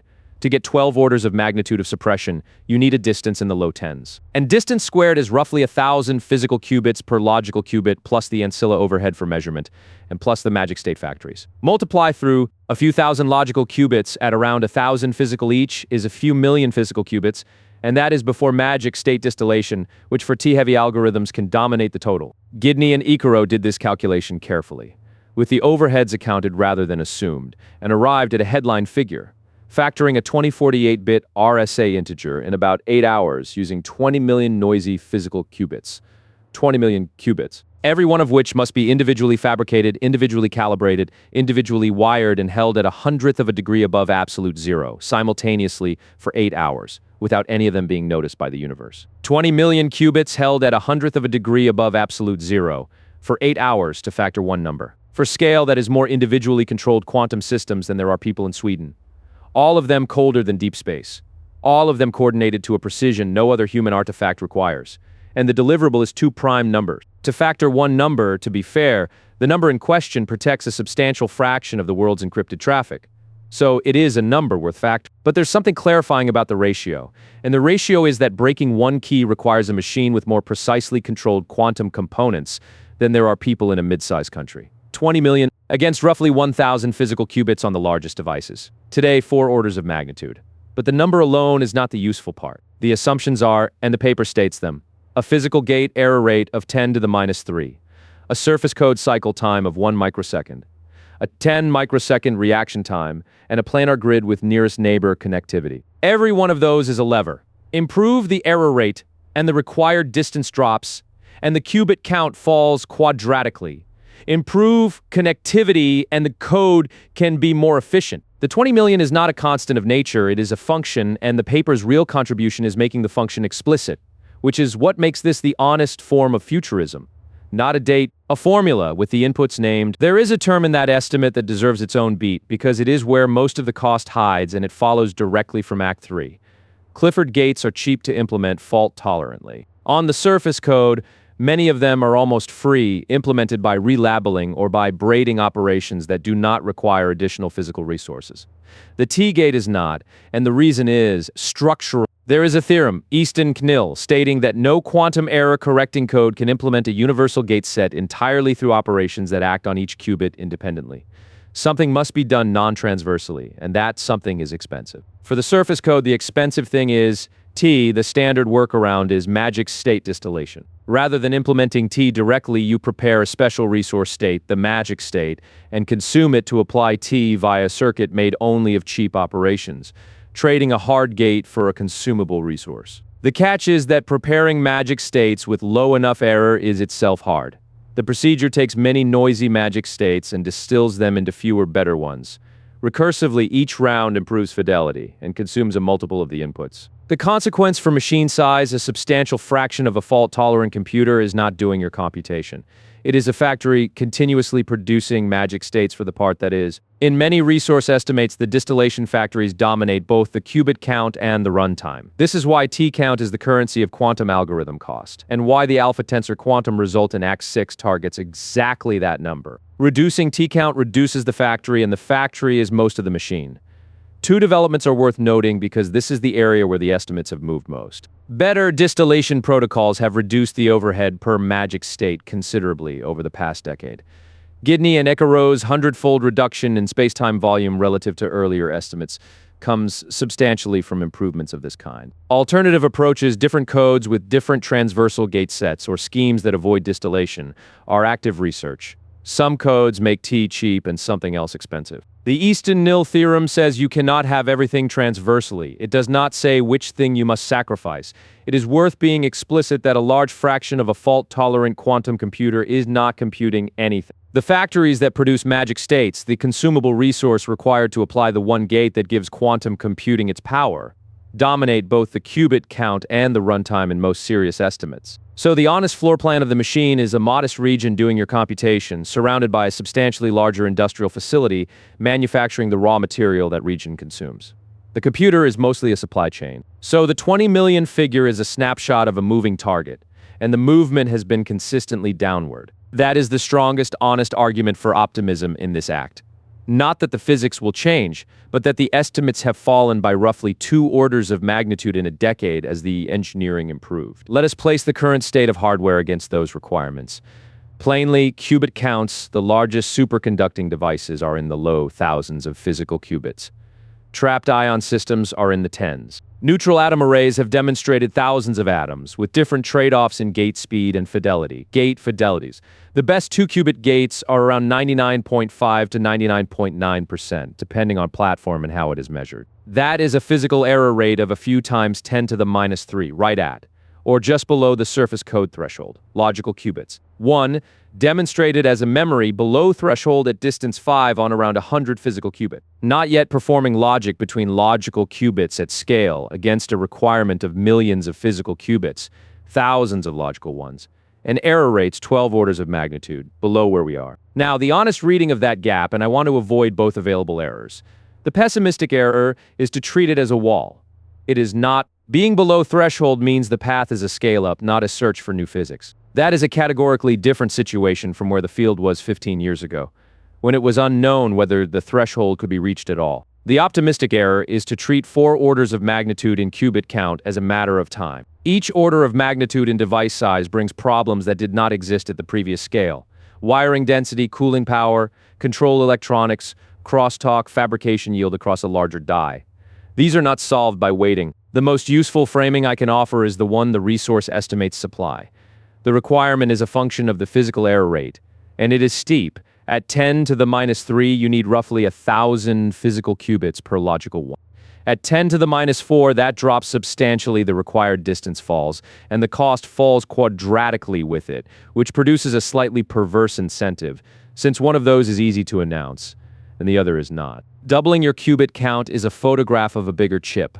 Improving your error rate by a factor of 10 is a decimal place in a long paper about materials. So, a factor of 10 in physical error rate is worth far more than a factor of 10 in qubit count. The field knows this, which is why so much effort goes into fidelity rather than into headline qubit numbers. And it gives you a way to read announcements. A device with more qubits at the same fidelity is a modest step. A device with the same qubits at 10 times better fidelity is an enormous one.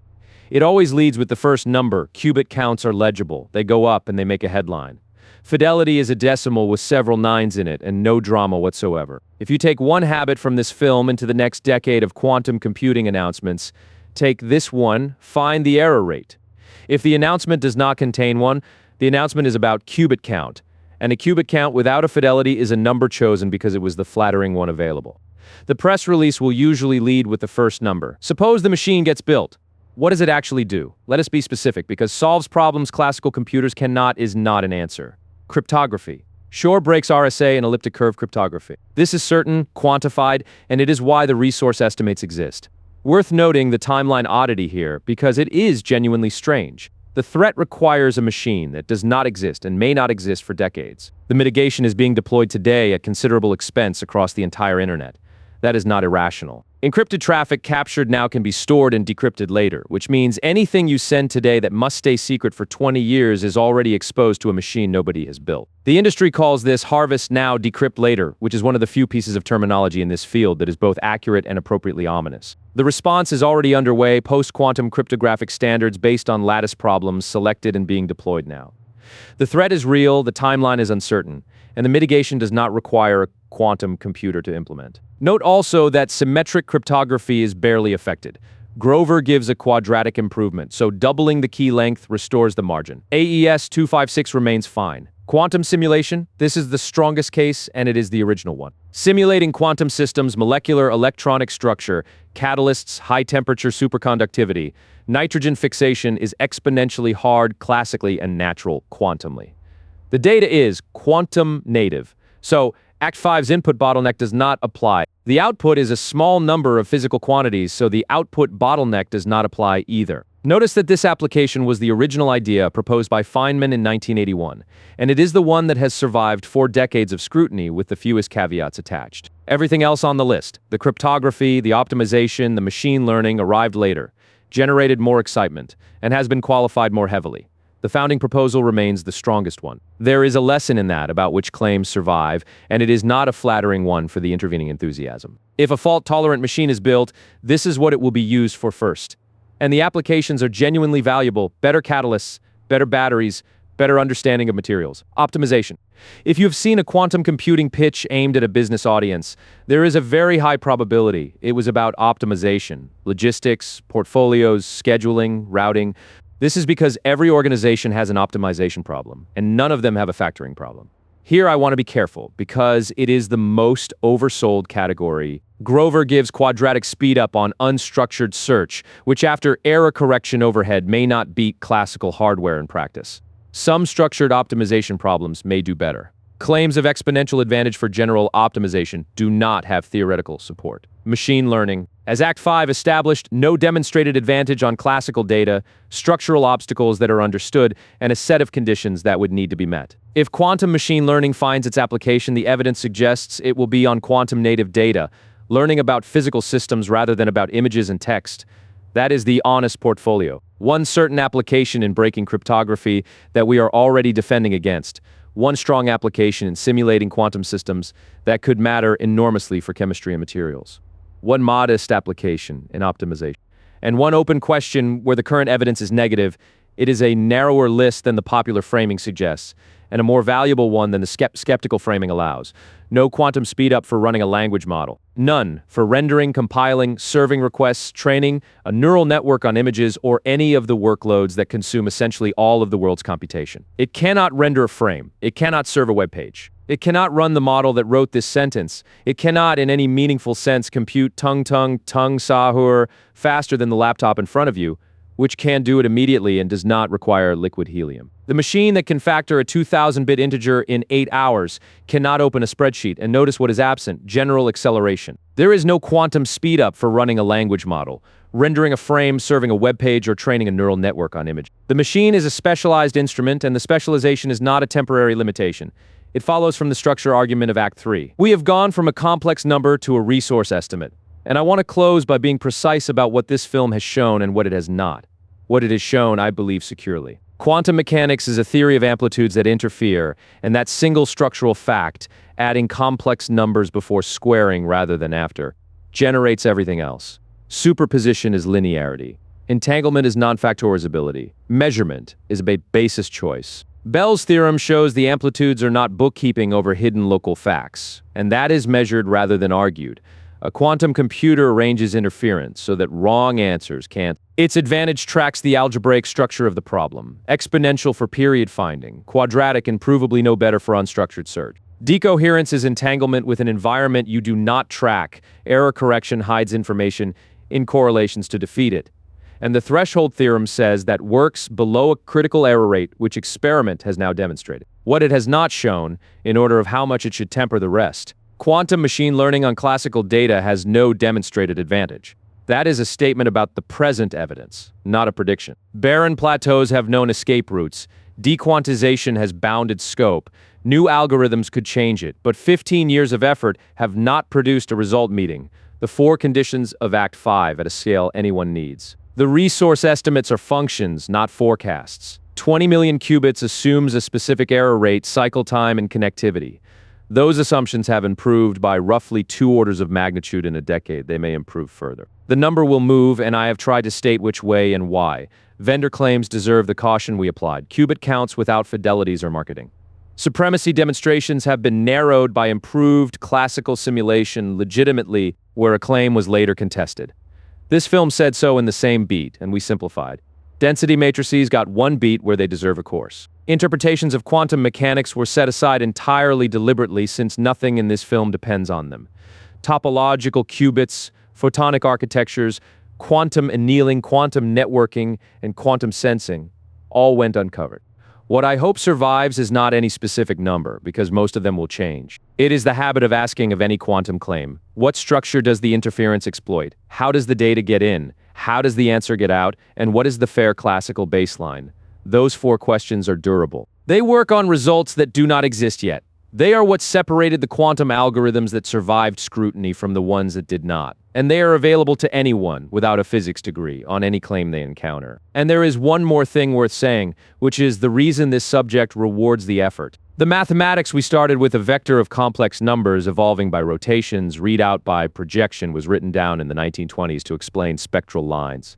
It was not designed for computation. Nobody involved was thinking about algorithms. That the same formalism turns out to describe a machine that can factor integers and that its limits turn out to be computable is a fact about the coherence of physics that I find genuinely remarkable. The amplitudes were always there. It took 60 years to notice they could compute. Thank you for watching.